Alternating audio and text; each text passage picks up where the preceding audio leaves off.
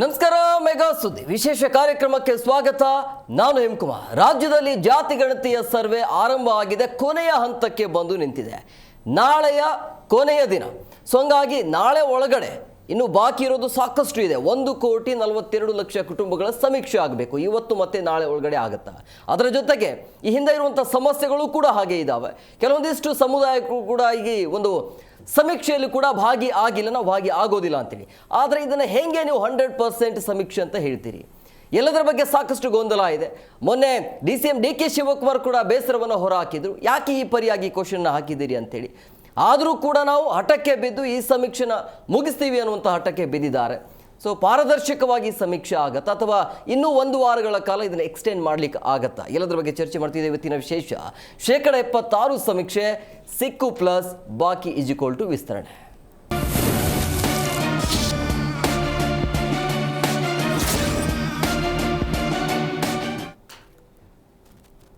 ರಾಜ್ಯದಲ್ಲಿ ಸಮೀಕ್ಷೆಯ ಸಮಸ್ಯೆ ಗೊಂದಲ ಹಾಗೆ ಮುಂದುವರಿತಾ ಇದೆ ಅಂತ ಅನ್ಸುತ್ತೆ. ಒಂದು ಕಡೆ ಗಣತಿದಾರರು ಬಾಯ್ಕಾಟ್ ಮಾಡೋದಕ್ಕೆ ಮುಂದಾಗಿದ್ದಾರೆ. ನಮಗೆ ಟಾರ್ಗೆಟ್ ನೀಡಲಾಗ್ತಾ ಇದೆ, ಆಗ್ತಾ ಇಲ್ಲ, ನಾವು ಸರ್ವೆಗೆ ಹೋಗೋದಿಲ್ಲ ಅಂತ. ರಾಜ್ಯದಲ್ಲಿ ಸಮೀಕ್ಷೆಯ ಗೋಜಲು ಇದೆಯಲ್ಲ ಹಾಗೆ ಮುಂದುವರಿತಾ ಇದೆ. ಭಾನುವಾರಕ್ಕೆ 76% ಸಮೀಕ್ಷೆ ಮುಕ್ತಾಯ ಆಗಿದೆ. ಉಳಿದಿದ್ದು ಏನು ಅನ್ನುವಂಥ ಪ್ರಶ್ನೆ ಈಗ. ಸಮಸ್ಯೆ ಈ ಒಂದು ಇರುವಂಥದ್ದು ಈಗ ಸಾಮಾಜಿಕ, ಶೈಕ್ಷಣಿಕ, ಆರ್ಥಿಕ ಸರ್ವೇನಾ ಅಥವಾ ರಾಜಕೀಯವ ಅನ್ನುವಂಥದ್ದು. ಸರ್ಕಾರದ ಡೆಡ್ಲೈನ್ ಪ್ರಕಾರ ನಾಳೆ ಮುಕ್ತಾಯ ಆಗಬೇಕು. ರಾಜ್ಯದಲ್ಲಿ ಪ್ರಮುಖವಾಗಿ ಹಾವೇರಿ, ಕೊಪ್ಪಳ ಮಾತ್ರ ಗುರಿ ಸಾಧನೆ ಮಾಡಿದೆ. ಇನ್ನು ಉಳಿದಿದ್ದೇನು ಪರಿಸ್ಥಿತಿ ಅನ್ನೋದು. ಬೆಂಗಳೂರಲ್ಲಿ ಕೇವಲ 25% ಮಾತ್ರ ಸಮೀಕ್ಷೆ ಆಗಿದೆ. ಇನ್ನು 1,42,00,000 ಕುಟುಂಬಗಳ ಸಮೀಕ್ಷೆ ಹಾಗೇ ಇದೆ. ಸೊ ಭಾನುವಾರ ಸಂಜೆಯ ಸಂದರ್ಭದಲ್ಲಿ 1,05,00,000 ಕುಟುಂಬಗಳು ಸಮೀಕ್ಷೆಗೆ ಒಳಗಾಗಿವೆ. ಇನ್ನು 76 ಅಂತ ಹೇಳಿದ್ರೆ ಆಲ್ಮೋಸ್ಟ್ ಆಲ್ 24% ಸಮೀಕ್ಷೆ ಹಾಗೇ ಇದ್ದಾವೆ. ಇವತ್ತು ಮತ್ತೆ ನಾಳೆಯ ಒಳಗಡೆ ಅದು ಕಂಪ್ಲೀಟ್ ಆಗತ್ತಾ ಇಲ್ಲ ಅನ್ನೋದು. ಅದಾದ ನಂತರ ಗಣತಿದಾರರು ಅಂದರೆ ಸಿಬ್ಬಂದಿಗಳು ನಾವು ಸರ್ವೆಯನ್ನು ಮಾಡಲಿಕ್ಕೆ ಹೋಗೋದಿಲ್ಲ, ನಮಗೆ ಕೆಲವೊಂದಿಷ್ಟು ಕ್ವಶನ್ಗಳು ಅರ್ಥ ಆಗ್ತಾ ಇಲ್ಲ. ಸಹಜವಾಗಿ ನೀವು ಅಲ್ಲಿ ಹೋಗುವಾಗ ಅಂದರೆ ಸಮೀಕ್ಷೆ ಮಾಡುವಂಥ ಸಂದರ್ಭದಲ್ಲಿ ಕುಟುಂಬಗಳು ಸಹಜವಾಗಿ ಪ್ರಶ್ನೆಯನ್ನು ಮಾಡ್ತಾರೆ. ಕೆಲವೊಂದಿಷ್ಟು ಗಣತಿದಾರರಿಗೆ ಅಂದರೆ ಸಿಬ್ಬಂದಿಗಳಿಗೆ ಅದರ ಅರಿವೇ ಇಲ್ಲ, ಗೊತ್ತೇ ಇಲ್ಲ. ಸುಮಾರು 60 ಪ್ರಶ್ನೆಗಳು ಇರುವಂಥದ್ದು. ಸೊ ಹಂಗಾಗಿ ಎಲ್ಲ ಪ್ರಶ್ನೆಗಳನ್ನು ಫಿಲ್ ಮಾಡಬೇಕಾಗತ್ತೆ. ಕೆಲವೊಬ್ಬರು ಕೊಡ್ತಾ ಇದ್ದಾರೆ, ಕೆಲವೊಬ್ಬರು ಮಾಹಿತಿಯನ್ನು ಕೊಡ್ತಾ ಇಲ್ಲ. ಅದು ಅವರವರ ಇಚ್ಛೆಗೆ ಬಿಟ್ಟಿರುವಂಥ ವಿಚಾರ, ಕೊಡಲೇಬೇಕು ಅಂತೇನಿಲ್ಲ. ಹಾಗಾಗಿ ಇದನ್ನು ಪಾರದರ್ಶಕ ಸಮೀಕ್ಷೆ ಅಂತ ಹೇಗೆ ಕರೀಲಿಕ್ಕೆ ಆಗುತ್ತೆ? ಎಲ್ಲವೂ ಕೂಡ ಸಮೀಕ್ಷೆ, ಅದರ ಜೊತೆಗೆ ಸರಿಯಾದ ರೀತಿಯಲ್ಲಿ ನೆಟ್ವರ್ಕ್ ಇಲ್ಲ, ಸರ್ವರ್ ಸಿಗ್ತಾ ಇಲ್ಲ. ನೀವು ಒಂದು ಲೊಕೇಶನ್ ಹಾಕಿದರೆ ಇನ್ನೊಂದು ಲೊಕೇಶನ್ ತೋರಿಸ್ತಾ ಇದೆ. ಈ ರೀತಿಯ ಸಮೀಕ್ಷೆ. ಹಂಗಾಗಿ ತರಾತುರಿಯ ಸಮೀಕ್ಷೆ ಅವಶ್ಯಕತೆ ಇತ್ತ ಅನ್ನುವಂಥ ಚರ್ಚೆಗಳು ದೊಡ್ಡ ಮಟ್ಟದಲ್ಲಿ ಆಗ್ತಾ ಇದೆ. ಸೊ ಹಂಗಾಗಿ ನಾಳೆ ಡೆಡ್ಲೈನ್ ಇರೋದ್ರಿಂದಾಗಿ ಇನ್ನು ಇಲ್ಲಿಗೆ ಮುಕ್ತಾಯ ಮಾಡ್ತಾರಾ ಅಥವಾ ಮತ್ತೆ ಒಂದು 3-4 ದಿನಗಳ ಕಾಲ ಅದನ್ನು ವಿಸ್ತರಣೆ ಮಾಡುವಂಥ ಸಾಧ್ಯತೆ ಇದೆಯಾ ಅನ್ನೋದ್ರ ಬಗ್ಗೆ ಇವತ್ತಿನ ಕಾರ್ಯಕ್ರಮದಲ್ಲಿ ಚರ್ಚೆ ಮಾಡ್ತೀವಿ. ಎಲ್ಲಿಯ ತನಕ ಬಂದಿದ್ದ ಸಮೀಕ್ಷೆ, ನಿಜವಾಗ್ಲೂ ಕೂಡ 76% ಸಮೀಕ್ಷೆ ಆಗಿದೆಯಾ ಅನ್ನುವಂಥ ಪ್ರಶ್ನೆ.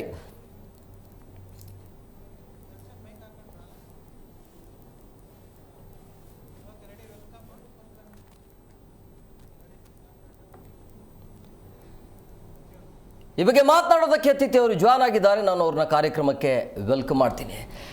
ಮೊದಲನೇದಾಗಿ ರಾಜಕೀಯ ಚಿಂತಕರಾಗಿರುವಂಥ ಡಾಕ್ಟರ್ ವಾಸುದೇವ್ ಕಶ್ಯಪ್ ಅವರು ಸರ್, ಕಾರ್ಯಕ್ರಮಕ್ಕೆ ಆತ್ಮೀಯವಾದಂಥ ಸ್ವಾಗತ. ಹಾಗೆಯೇ ರಾಜಕೀಯ ಚಿಂತಕರಾಗಿರುವಂಥ ಶಶಿಕಾಂತ್ ಎಡಳ್ಳಿ ಅವರು ಸರ್, ತಮಗೂ ಕೂಡ ಕಾರ್ಯಕ್ರಮಕ್ಕೆ ಆತ್ಮೀಯವಾದಂಥ ಸ್ವಾಗತ. ಇನ್ನು ಕಾಂಗ್ರೆಸ್ ವಕ್ತಾರರಾಗಿರುವಂಥ HD ದರ್ಶನ್ ಅವರು ಜಾಯ್ನ್ ಆಗಿದ್ದಾರೆ ಸರ್, ತಮಗೂ ಕೂಡ ಕಾರ್ಯಕ್ರಮಕ್ಕೆ ಆತ್ಮೀಯವಾದಂಥ ಸ್ವಾಗತ. ಕಶ್ಯಪ್ ಸರ್, ನಾನು ನಿಮ್ಮ ಹತ್ರನೇ ಬರ್ತೀನಿ. ಈಗ 76% ಸಮೀಕ್ಷೆ ಮುಕ್ತಾಯ ಆಗಿದೆ ಅನ್ನೋದು, ಇದರ ಉದ್ದೇಶ ಬಗ್ಗೆ ಹೇಳೋದಾದ್ರೆ ಅಂದರೆ ಈ ಸಮೀಕ್ಷೆಯ ಉದ್ದೇಶ ಏನಿರಬಹುದು? ತರಾತುರಿಯಲ್ಲಿ ಮಾಡಿರುವಂಥ ಸಮೀಕ್ಷೆ ಇದು, ಏನು ಹೇಳ್ತೀರಿ ಸರ್? ಈಗ ಈ ಸಮೀಕ್ಷೆಗಳು ಮಾಡೋದಕ್ಕೆ ಕರ್ನಾಟಕ ಸರ್ಕಾರ ಅಥವಾ ಯಾವುದೇ ರಾಜ್ಯ ಸರ್ಕಾರಕ್ಕೆ ಏನೋ ಒಂದು ಫೆಡರಲ್ ಗೌರ್ಮೆಂಟ್ಗಳಿಗೆ ಪರ್ಮಿಷನ್ ಇದ್ದರೂ ಕೂಡ ಈ ಸಮೀಕ್ಷೆ ಕೂಡ ಅಂತಿಮ ಆಗಲ್ಲ. ಇದು ಅದು ಸಮೀಕ್ಷೆಗಳು ಮಾಡೋದಕ್ಕೆ ಇರೋದೇ ಕೇಂದ್ರ ಸರ್ಕಾರ. ಅದು ಯಾವುದೇ ಪಾರ್ಟಿ ಸರ್ಕಾರ ಬರಲಿ, ಕೇಂದ್ರ ಸರ್ಕಾರಕ್ಕೆ ಇರೋದು ಪರ್ಮಿಷನ್ ಗ್ರಾಂಟಿಂಗ್ ಮಾಡೋದು. ಆಮೇಲೆ ಈ ಭಾರತ ದೇಶ ಬಹುತ್ವ ಇರತಕ್ಕಂಥ ಬಹುರಾಷ್ಟ್ರ ಇದು, ಆಯ್ತಲ್ಲ. ನಾವೇನು ಜಾತಿಗಳನ್ನು ಒಂದು ಮೇಲ್ಪದರಕ್ಕೆ ನಾವು ಅದನ್ನು ಲಿಸ್ಟ್ ಔಟ್ ಮಾಡೋಕ್ಕೆ ಹೋದಾಗ ಕೆಲವೇ ಜಾತಿಗಳು ಮಾತ್ರ ರಾಜಕೀಯವಾಗಿ ಮತ್ತು ಶೈಕ್ಷಣಿಕವಾಗಿ ಮತ್ತು ಸಾಮಾಜಿಕವಾಗಿ ಅದರ ಸವಲತ್ತುಗಳನ್ನು ಮತ್ತು ಅದರ ಸಂಬಂಧಪಡ್ತಕ್ಕಂಥ ಎಲ್ಲ ಥರದ್ದುಗಳನ್ನು ಅವರು ಬಹುಶಃ ಅದು ಒಂದು ಸೌಲಭ್ಯಗಳನ್ನು ಅವರು ಎಂಜಾಯ್ ಮಾಡ್ತಿದ್ದಾರೆ. ಕಟ್ಟಕಡೆಯ ನಿಮ್ನ ಒಂದು ಏನಿದೆ ಗುರುತಿಸ್ಕೊಳ್ತಾರೆ, ಅವ್ರಿಗೆ ಈ ಸವಲತ್ತುಗಳು ಸಿಗ್ತಾ ಇಲ್ಲ. ಒಂದು ಈಗ ಇನ್ನೊಂದು ಏನಾಗತ್ತೆ ಅಂದರೆ ಪ್ರತಿ ರಾಜಕಾರಣಿಗಳು ಕೂಡ, ಅದು ಯಾವುದೇ ಪಕ್ಷದ ರಾಜಕಾರಣ ಆಗಿರಲಿ, ಅವರವರ ಪ್ಲ್ಯಾಂಟಿಂಗ್ ಪ್ರೋಗ್ರಾಮ್ಗಳಿಗೋಸ್ಕರ ಒಂದು ಪ್ರೋಗ್ರಾಮ್ಗಳು ಮಾಡ್ಕೊಳ್ತಾರೆ. ಇವತ್ತೇನು ಮೊದಲು ಜಾತಿ ಸಮೀಕರಣ ಅಂತಂದರು, ಈಗ ಸಮೀಕ್ಷೆ ಅಂತ ಕರೀತಿದ್ದಾರೆ. ಇದು ಪೊಲಿಟಿಕಲ್ ಪ್ಲ್ಯಾಂಟೆಡ್ ಪ್ರೋಗ್ರಾಮೇ ಹೊರತು ಇದರಿಂದ ಜನಸಾಮಾನ್ಯರಿಗೆ ಯಾವ ಥರದ ಲಾಭ ಆಗುತ್ತೆ, ಯಾವ ಥರ ನಷ್ಟ ಆಗುತ್ತೆ ಅಂತ ಹೇಳೋದು ಅದು ದೇವರೇ ಹೇಳಬೇಕು ಅದನ್ನು. ಇಲ್ಲಿ ಏನಾಗುತ್ತೆ ನೋಡಿ ಸರ್, ವ್ಯವಸ್ಥೆ ಹೆಂಗಿದೆ ಅಂತ ಹೇಳಿದ್ರೆ, ಮೇಲ್ವರ್ಗದ ಜನ ಕೆಳವರ್ಗದವರನ್ನು ಹಿಡಿತಕ್ಕಿಟ್ಕೊಂಡು ಇಷ್ಟು ವರ್ಷಗಳ ಕಾಲ ನಡ್ಕೊಂಡ್ಬಂದಿದೆ ಸಮಾಜದ ವ್ಯವಸ್ಥೆಗಳು. ಹಾಗಿದ್ದಾಗ ನೀವು ಅಷ್ಟು ಸುಲಭ ಬಿಟ್ಕೊಳ್ಬಿಡ್ತಾರಾ? ಯಾರು ಏನು ಮೇಲ್ವರ್ಗದ ಜನ ಸಮುದಾಯದ ಸಾಮಾಜಿಕದ ಆಯಕಟ್ಟಲ್ಲಿ ಕೂತಿರ್ತಾರಲ್ಲ ಅವರು, ಅದು ಯಾವುದೇ ವರ್ಣ ಇರಲಿ, ಅಷ್ಟು ಸುಲಭವಾಗಿ ಬೇರೆ ಸಮುದಾಯಗಳನ್ನು, ಬೇರೆ ಒಂದು ತುಳಿತಕ್ಕೊಳಗಾದ ಸಮುದಾಯವನ್ನು ಕರೆಸಿ ಅವ್ರನ್ನ ಒಂದು ಮೇಲ್ಪಂಕ್ತಿ ತಂದಿಟ್ಟು ಅವರಿಗೆ ರಾಜಕೀಯ ಆಶ್ರಯ ಆಗಿರ್ಬೋದು, ಅಥವಾ ಸಾಮಾಜಿಕ ಆಶ್ರಯ ಆಗಿರ್ಬೋದು, ಆರ್ಥಿಕ ಆಶ್ರಯ ಆಗಿರ್ಬೋದು, ಶೈಕ್ಷಣಿಕ ಆಶ್ರಯ ಆಗಿರ್ಬೋದು, ಅಥವಾ ಬೇರೆ ಥರ ತಂದು ಕೂಡಿಸತಕ್ಕಂಥದ್ದನ್ನು ಕನಸಿನ ಮಾತಿದು. ಯಾಕಂದರೆ ಒಂದೊಂದು ಜಾತಿನಲ್ಲಿ ಕೂಡ ಅವ್ರದ್ದೇ ಆಗ್ತಕ್ಕಂಥ ಡಿಫ್ರೆಂಟ್ ಪಂಗಡಗಳಿವೆ, ಉಪಜಾತಿಗಳಿವೆ. ಈಗ ಉದಾಹರಣೆ ತೊಗೊಳ್ತೀನಿ, ಎಡ ಮತ್ತು ಬಲ ತಗೊಳ್ಳಿ. ಬಲಗೇನವರು ಬಲಿಷ್ಠರು, ಎಡಗೇನೋ ಸ್ವಲ್ಪ ತಟಸ್ಥ ಅಂತ ಇಟ್ಕೊಳ್ಳಿ ಎಕ್ಸಾಂಪಲ್, ಯಾವುದೋ ಸಮುದಾಯದ. ಬಲಗೇನವರು ಅದನ್ನು ಪ್ರಾಬಲ್ಯ ತಗೋತಾರೆ. ರಾಜಕೀಯದ ಕಾಂಕ್ಷೆಗಳು ಜಾಸ್ತಿ ಇದೆ ಅವ್ರದ್ದು, ಪವರ್ ಪಾಲಿಟಿಕ್ಸ್ ಜಾಸ್ತಿ ಇದೆ, ಅಧಿಕಾರ ಕೇಂದ್ರೀಕೃತಗಳು ಜಾಸ್ತಿ ಇದೆ ಅವ್ರದ್ದು. ಇನ್ನು ಅದ್ರ ಬಿಟ್ಟು ಅದು ಬಿಡಿ, ಅದು ನಾನು ಪಾಯಿಂಟ್ ಔಟ್ ಮಾಡಿದೆ. ಅದ್ರ ನಂತರ ಹಿಂದೆ ಬರ್ತಾರೆ ನೋಡಿ, ಅದು ಹಿಂದ್ಗಡೆ ಬರ್ತಕ್ಕಂಥ ಸಮುದಾಯಗಳಿಗೆ ಸಾಮಾಜಿಕ ನ್ಯಾಯ ಎಲ್ಲಿ ಸಿಗತ್ತೆ? ಸಿಗೋದೇ ಇಲ್ಲ ಸಾಮಾಜಿಕ ನ್ಯಾಯ. ಎಸ್, ಹೇಳಿ ಸರ್, ಪೂರ್ವ ಸಿದ್ಧತೆ ಇಲ್ಲದೆ ಇರೋದಕ್ಕೆ ಇದಕ್ಕೆಲ್ಲ ಸಮಸ್ಯೆಗೆ ಕಾರಣವಾಗ್ತಿದೆಯಾ? ಹೇಗೆ ತರಾತುರಿಯಲ್ಲಿ ಯಾಕೆ ಈ ಸಮೀಕ್ಷೆ ಮಾಡಿರಬಹುದು ಅಂತ? ಅಲ್ಲ, ಪೂರ್ವ ಸಿದ್ಧತೆ ಇಲ್ಲ ಅಂತ ನಾನೇನು ಅಂದ್ಕೊಳ್ಳೋದಿಲ್ಲ. ಪೂರ್ವ ಸಿದ್ಧತೆ ಮಾಡ್ಕೊಳ್ದೇನೆ ನಾವು ಸೆನ್ಸಸ್ ಮಾಡೋಕ್ಕೆ ಸಾಧ್ಯತೆಗಳು ಇಲ್ಲ. ಈಗಾಗಲೇ ಎಲ್ಲರಿಗೂ ಸಹಿತ ಮೊದಲೇ ಅನೌನ್ಸ್ ಮಾಡಿದ್ದಾರೆ. ಆಮೇಲೆ ಶಿಕ್ಷಣ ಇಲಾಖೆಗೆ, ಆಮೇಲೆ ಅದು ಸಂಬಂಧಪಟ್ಟವ್ರು ಎಲ್ಲರಿಗೂ ಸಹಿತ ಟ್ರೈನಿಂಗ್ ಅನ್ನೋದನ್ನು ಕೊಟ್ಟಿದ್ದಾರೆ. ಇದೇನು ದೊಡ್ಡ ರಾಕೆಟ್ ಸೈನ್ಸ್ ಏನಲ್ಲ. ಈ ಪ್ರಶ್ನಾವಳಿಗಳು ಇರ್ತವೆ, ಇವ್ರು ಕೇಳ್ತಾರೆ, ಅವ್ರು ಉತ್ತರ ಹೇಳ್ತಾರೆ. ಇಷ್ಟ ಇದ್ದವರು ಉತ್ತರ ಹೇಳಿ, ಇಲ್ಲ ಅಂದರೆ ಬಿಡಿ ಅಂತ ಹೇಳ್ತಾರೆ ಅಷ್ಟೇ. ಸೊ ಆದ್ದರಿಂದ ಅದನ್ನು ಏನು ದೊಡ್ಡ ರಾಕೆಟ್ ಸೈನ್ಸ್ ಆಗಿದ್ದರೆ ಪರವಾಗಿಲ್ಲ ಅನ್ನೋದು. ಆದ್ದರಿಂದ ಪ್ರತಿಯೊಬ್ಬರು ಸಹಿತ ಮನೆಗೆ ಹೋಗ್ತಾರೆ, ಸೆನ್ಸಸ್ ಮಾಡ್ತಾರೆ. ಈಗಾಗಲೇ ಪ್ರತಿಯೊಬ್ಬರು ಅಲ್ಲಿ ಟ್ರೈನಿಂಗ್ ಆಗದೇ ಇರೋರು ಯಾರನ್ನೂ ಹಾಕಿಲ್ಲ. ಈಗಾಗಲೇ ಆ ಟ್ರೈನಿಂಗ್ ಯಾವ ರೀತಿ ಕೊಟ್ಟಿದ್ದಾರೆ ಅನ್ನೋದು ಬೇರೆ ಸೆಕೆಂಡ್ರಿ. ಹೋಗ್ತಾ ಇದ್ದಾರೆ, ಅದು ತೊಂದರೆ ಆಗಿದೆ. ಇದಲ್ಲ ಸರ್, ಯಾವುದೇ ಸೆನ್ಸಸ್ ಮಾಡಿದರೂ ಸಹಿತ ಒಂದು 4-5% ಜನಕ್ಕೆ ತೊಂದರೆ ಆಗುತ್ತೆ. ಅವ್ರಿಗೇನೋ ವೈಯಕ್ತಿಕವಾದ ಸಮಸ್ಯೆಗಳಿರ್ತವೆ, ಅಥವಾ ಹ್ಯಾಂಡಿಕ್ಯಾಪ್ಟ್ ಇರ್ತಾರೆ, ಅಥವಾ ವಯಸ್ಸಾಗಿರುತ್ತೆ, ಏನೋ ರೋಗ ರುಜಿನಗಳಿರ್ತವೆ, ಹೋಗೋಕ್ಕಾಗೋದಿಲ್ಲ, ಇವೆಲ್ಲ ಸಮಸ್ಯೆಗಳಿದ್ದಾವೆ. ಅದ್ರ ಜೊತೆಗೆ ಸಾಮಾಜಿಕವಾಗಿ ಹೋದ್ರೆ ನಾಯಿಗಳು ಅಟ್ಟಿಸ್ಕೊಂಬಂದು ಇವಾಗ ಕಚ್ಚುತ್ತಾ ಇದ್ದಾವೆ. ಇವುಗಳೆಲ್ಲ ಆಗ್ತಾ ಇದ್ದಾವೆ. ಇವುಗಳ ಮಧ್ಯದಲ್ಲಿ ಹಾಗಾದ್ರೆ ಸೆನ್ಸಸ್ ಮಾಡೋದೇ ಬೇಡವಾ? ಬಿಟ್ಬಿಡಲ್ವಾ? ಯಾಕೆ ಸ್ವಾಮಿ, ಇಲ್ಲಿವರೆಗೂ ಇದು ಆದಮೇಲೆ, ನಮ್ಮ ಸ್ವಾತಂತ್ರ್ಯ ಬಂದ ಮೇಲೆ ಇಲ್ಲಿವರೆಗೂ ಜಾತಿ ಸಮೀಕ್ಷೆನ ಯಾಕೆ ಈ ದೇಶದಲ್ಲಿ ಮಾಡಿಲ್ಲ? 70 ವರ್ಷ ಮೇಲೆ ಬೇಕಾ ಅದಕ್ಕೆಲ್ಲ ಮಾಡೋದಕ್ಕೆ? ಇವತ್ತರೆಗೂ ಮಾಡಿಲ್ಲ. ಇವಾಗ ಸಹಿತ ಯಾವುದೋ ಒತ್ತಡದಿಂದಾಗಿ ನಮ್ಮ ಮೋದಿ ಸಾಹೇಬರು ಹೇಳಿದ್ದಾರೆ ಮಾಡ್ತೀವಿ ಅಂತ ಹೇಳಿದ್ದಾರೆ, ಇನ್ನೂ ಮಾಡಿಲ್ಲ. ಹಾಗಾದರೆ ಜಾತಿ ಸಮೀಕ್ಷೆ ಮಾಡೋದೇ ಬೇಡ ಅಂದರೆ, ಜಾತಿ ಅನ್ನೋದು ಭಾರತದ ಬೇರ್ಮಟ್ಟಿಗೆ ಇಳಿದ್ಬಿಟ್ಟಿದೆ. ಅದು ನೀವು ಯಾರನ್ನ ಕೇಳಿದ್ರು ಸಹಿತ ನಾನು ಮನುಷ್ಯನು ಅನ್ನೋದಿಲ್ಲ. ನಾನು ಯಾರು ಕೇಳಿದ್ರು ನಾನು ಭಾರತೀಯರು ಅಂತ ಹೇಳೋದಿಲ್ಲ. ನಾನು ಇಂಥ ಧರ್ಮ, ಇಂಥ ಜಾತಿ ಅಂತ ಹೇಳ್ತಾ ಇದ್ದಾರೆ. ನೀವು ಬೇಕಾದ್ರೆ ಪಕ್ಷ ಬಿಡ್ತಾರೆ, ಬೇಕಾದ್ರೆ ದೇವ್ರನ್ನ ಬದಲಾಯಿಸ್ತಾರೆ, ಏನು ಬೇಕಾದ್ರೆ ಮಾಡ್ತಾರೆ. ಜಾತಿ ಮಾತ್ರ ಬಿಡೋದಿಲ್ಲ ಈ ದೇಶದಲ್ಲಿ. ಆ ಜಾತಿ ಅನ್ನೋದು ಮೊದಲು ಮದುವೆ ಮಾಡಬೇಕಾದ್ರೆ ಮೊದಲು ಜಾತಿ ನೋಡಬೇಕು, ಇನ್ನೇನಾದರೂ ಮಾತಾಡಿಸ್ಬೇಕಾದ್ರೆ ಜಾತಿ ನೋಡಬೇಕು. ಈ ಜಾತಿಯನ್ನು ಜಾತ್ಯತೀತ ರಾಷ್ಟ್ರದಲ್ಲಿ ಜಾತಿ ಅನ್ನೋದು ಅನಿವಾರ್ಯ ಕರ್ಮ ಆಗೋಗ್ಬಿಟ್ಟಿದೆ. ಸೊ ಇಂಥ ಸಂದರ್ಭದಲ್ಲಿ ಅದರ ಬಗ್ಗೆ ಸೆನ್ಸಸ್ ಮಾಡುವಂಥ ಕಾರ್ಯಕ್ರಮಗಳಿದ್ದಾವೆ. ನಮ್ಮ ಲಾಯರ್ ಸಾಹೇಬ್ರು ಹೇಳಿದರು ಇವಾಗಲೇ, ಇದನ್ನು ಮಾಡೋಕ್ಕಾಗೋದಿಲ್ಲ, ಮಾಡಬಾರ್ದು ಜಾತಿ ಸಮೀಕ್ಷೆ ಅಂತ. ಆ ಜಾತಿ ಸಮೀಕ್ಷೆನೋ ಜಾತಿ ಗಣತಿ ಅನ್ನೋದೇ ದೊಡ್ಡ ತಪ್ಪು. ಅದು ಹೇಳೇ ಇಲ್ಲ ಯಾವ ಸರ್ಕಾರನೂ, ಈ ಸರ್ಕಾರನೂ ಹೇಳಿಲ್ಲ. ನಾವು ಹೇಳ್ತಾ ಇರೋದು ಏನು ಅಂತಂದರೆ ಸಾಮಾಜಿಕ, ಆರ್ಥಿಕ, ಶೈಕ್ಷಣಿಕ ಸಮೀಕ್ಷೆ ಅಂತಲೇ ಹೇಳ್ತಾ ಬಂದಿದ್ದಾವೆ. ಇರೋದು 60 ಪ್ರಶ್ನಾವಳಿಗಳಿದ್ದಾವೆ. 60ರಲ್ಲಿರೋದು 1-2 ಪ್ರಶ್ನೆಗಳು ಮಾತ್ರ ಜಾತಿಗೆ ಸಂಬಂಧಪಟ್ಟದ್ದು. ನಿಮ್ಮ ಜಾತಿ ಯಾವುದು, ನಿಮ್ಮ ಧರ್ಮ ಯಾವುದು ಅಂತ ಹೇಳ್ಬಿಟ್ಟು. ಅದು ಬಿಟ್ಟು ಇರ್ತಕ್ಕಂಥ 58 ಪ್ರಶ್ನಾವಳಿಗಳಿದ್ದಾವಲ್ಲ, ಅವು ಜಾತಿ ಧರ್ಮದ್ದಿಲ್ಲ. ಯಾಕೆ ಇದು ಮಾತ್ರ ಹೈಲೈಟ್ ಆಗ್ತಾ ಇದೆ? ಯಾಕೆ ಇದನ್ನು ಮಾತ್ರ ಎಲ್ಲರೂ ಪ್ರಶ್ನೆ ಮಾಡ್ತಾ ಇದ್ದಾರೆ? ಜಾತಿ ಸಮೀಕ್ಷೆ ಅಂತ ಯಾಕೆ ಹೇಳ್ತಾ ಇದ್ದಾರೆ? ಹಾಗಾದರೆ ಮಾಡೋದೇ ಬೇಡವಾ? ಹಂಗಾರೆ ಇವ್ರು ಹೇಳ್ತಾ ಇದಾರಲ್ಲ, ಕೆಳಗಡೆ ಇರ್ತಕ್ಕಂಥ ನಿಮ್ನ ವರ್ಗದವ್ರು ಏನು ಹೇಳಿದಾರಲ್ಲ, ಅವ್ರಿಗೇನೋ ಸವಲತ್ತುಗಳು ಕೊಡೋದೇ ಬೇಡವಾ, ಸಿಗೋದೇ ಬೇಡವಾ? ಹಾಗಾದ್ರೆ ಬಲಿಷ್ಠ ಜಾತಿಗಳೇ ತಗೊಳ್ಳ? ಇದು ಮೊದಲನೇದಲ್ಲ ಸರ್. ಹಿಂದ್ಗಡೆಗೆ ಸಿದ್ದರಾಮಯ್ಯನವರು ಇದ್ದಾಗಲೇ ಜಾತಿ ಸಮೀಕ್ಷೆ ಅಂದ್ರೆ ಆರ್ಥಿಕ ಸಮಸ್ಯೆಯನ್ನು ಮಾಡಿದ್ರು, ಇದು ಸಮೀಕ್ಷೆ ಮಾಡಿದ್ರು. ಆವಾಗೂ ಸಹಿತ ಮಹಾನ್ ವಿರೋಧ. ಈ ಪ್ರಶ್ನೆ, ಈ ತಂತ್ರಜ್ಞಾನ ಯುಗದಲ್ಲಿ ಜಾತಿ ಸಮೀಕ್ಷೆ ಅವಶ್ಯಕತೆ ಇದೆಯಾ? ನೀವು ಹೇಳಿದ್ರಿ ಮದುವೆಗೂ ಕೂಡ ಜಾತಿ ಕೇಳ್ತಾರೆ. ಇತ್ತೀಚೆಗೆ ಮದುವೆಯಲ್ಲಿ ಯಾರು ಕೇಳ್ತಾ ಇಲ್ಲ, ಹೆಣ್ಣು ಸಿಕ್ಕರೆ ಸಾಕು ಅನ್ನೋ ದೊಡ್ಡ ತಪ್ಪು ಪರಿಸ್ಥಿತಿಯಲ್ಲಿ ನಾವು ಇದೆ. ನೀವು ಸೂಪರ್ಫಿಷಿಯಲ್ ಮಾತ್ರ ಇದ್ರಿ. ಇವಾಗ ಹೋಗ್ಬಿಟ್ಟು ಹಳ್ಳಿಯಲ್ಲಿ ಬರೀ ಜಾತಿ ಅಲ್ಲ, ಅವರು ಬೆಡಗ ಅಂತಿರುತ್ತೆ, ಈ ಜಾತಿ ಈ ಬೆಡಗ ಅದನ್ನೆಲ್ಲ ನೋಡಿಕೊಂಡೇ ಮಾಡ್ತಕ್ಕಂಥ ಹಲವಾರು ಜನರು ಇದ್ದಾರೆ. ಆಕಸ್ಮಿಕವಾಗಿ ಏನಾದರೂ ಮತ್ತೊಂದು ಜಾತಿ ಅಕ್ಕಪಕ್ಕ ಜಾತಿ ಮಾಡಿದ್ರು ಸಹಿತ ಕುಲ ಕೆಡಿಸ್ಬಿಟ್ರು, ಕುಲ ಕೆಟ್ಟೋಗ್ಬಿಟ್ರು ಅಂತ ಹೇಳ್ತಾ ಇದ್ದಾರೆ. ತುಂಬಾ ಗಂಭೀರವಾಗಿದೆ ಸಮಸ್ಯೆ ಅದು, ಜಾತಿ ಅನ್ನೋದು. ಅದು ಎಲ್ಲಿ ಹೋಗಿ ಕುವೆಂಪು ಅವರಿಂದ ಹಿಡಿದು ಇವನ್ ಮಹಾತ್ಮ ಗಾಂಧಿ ಅವರು ಹೇಳಿದ್ದಾರೆ, ಅಂತರ್ಜಾತಿ ವಿವಾಹ ಆಗಬೇಕು, ಬಸವಣ್ಣವ್ರ ಕಾಲದಿಂದ ನಡ್ಕೊಂಡ್ ಬಂದಿದೆ, ಆಗಬೇಕು ಅಂತ ಹೇಳ್ತಾ ಇದ್ದೀವಿ ಹೊರತಾಗಿ ಅದ್ರ ಪರ್ಸೆಂಟೇಜ್ 2%, 3% ಮಾತ್ರ ಇದೆ.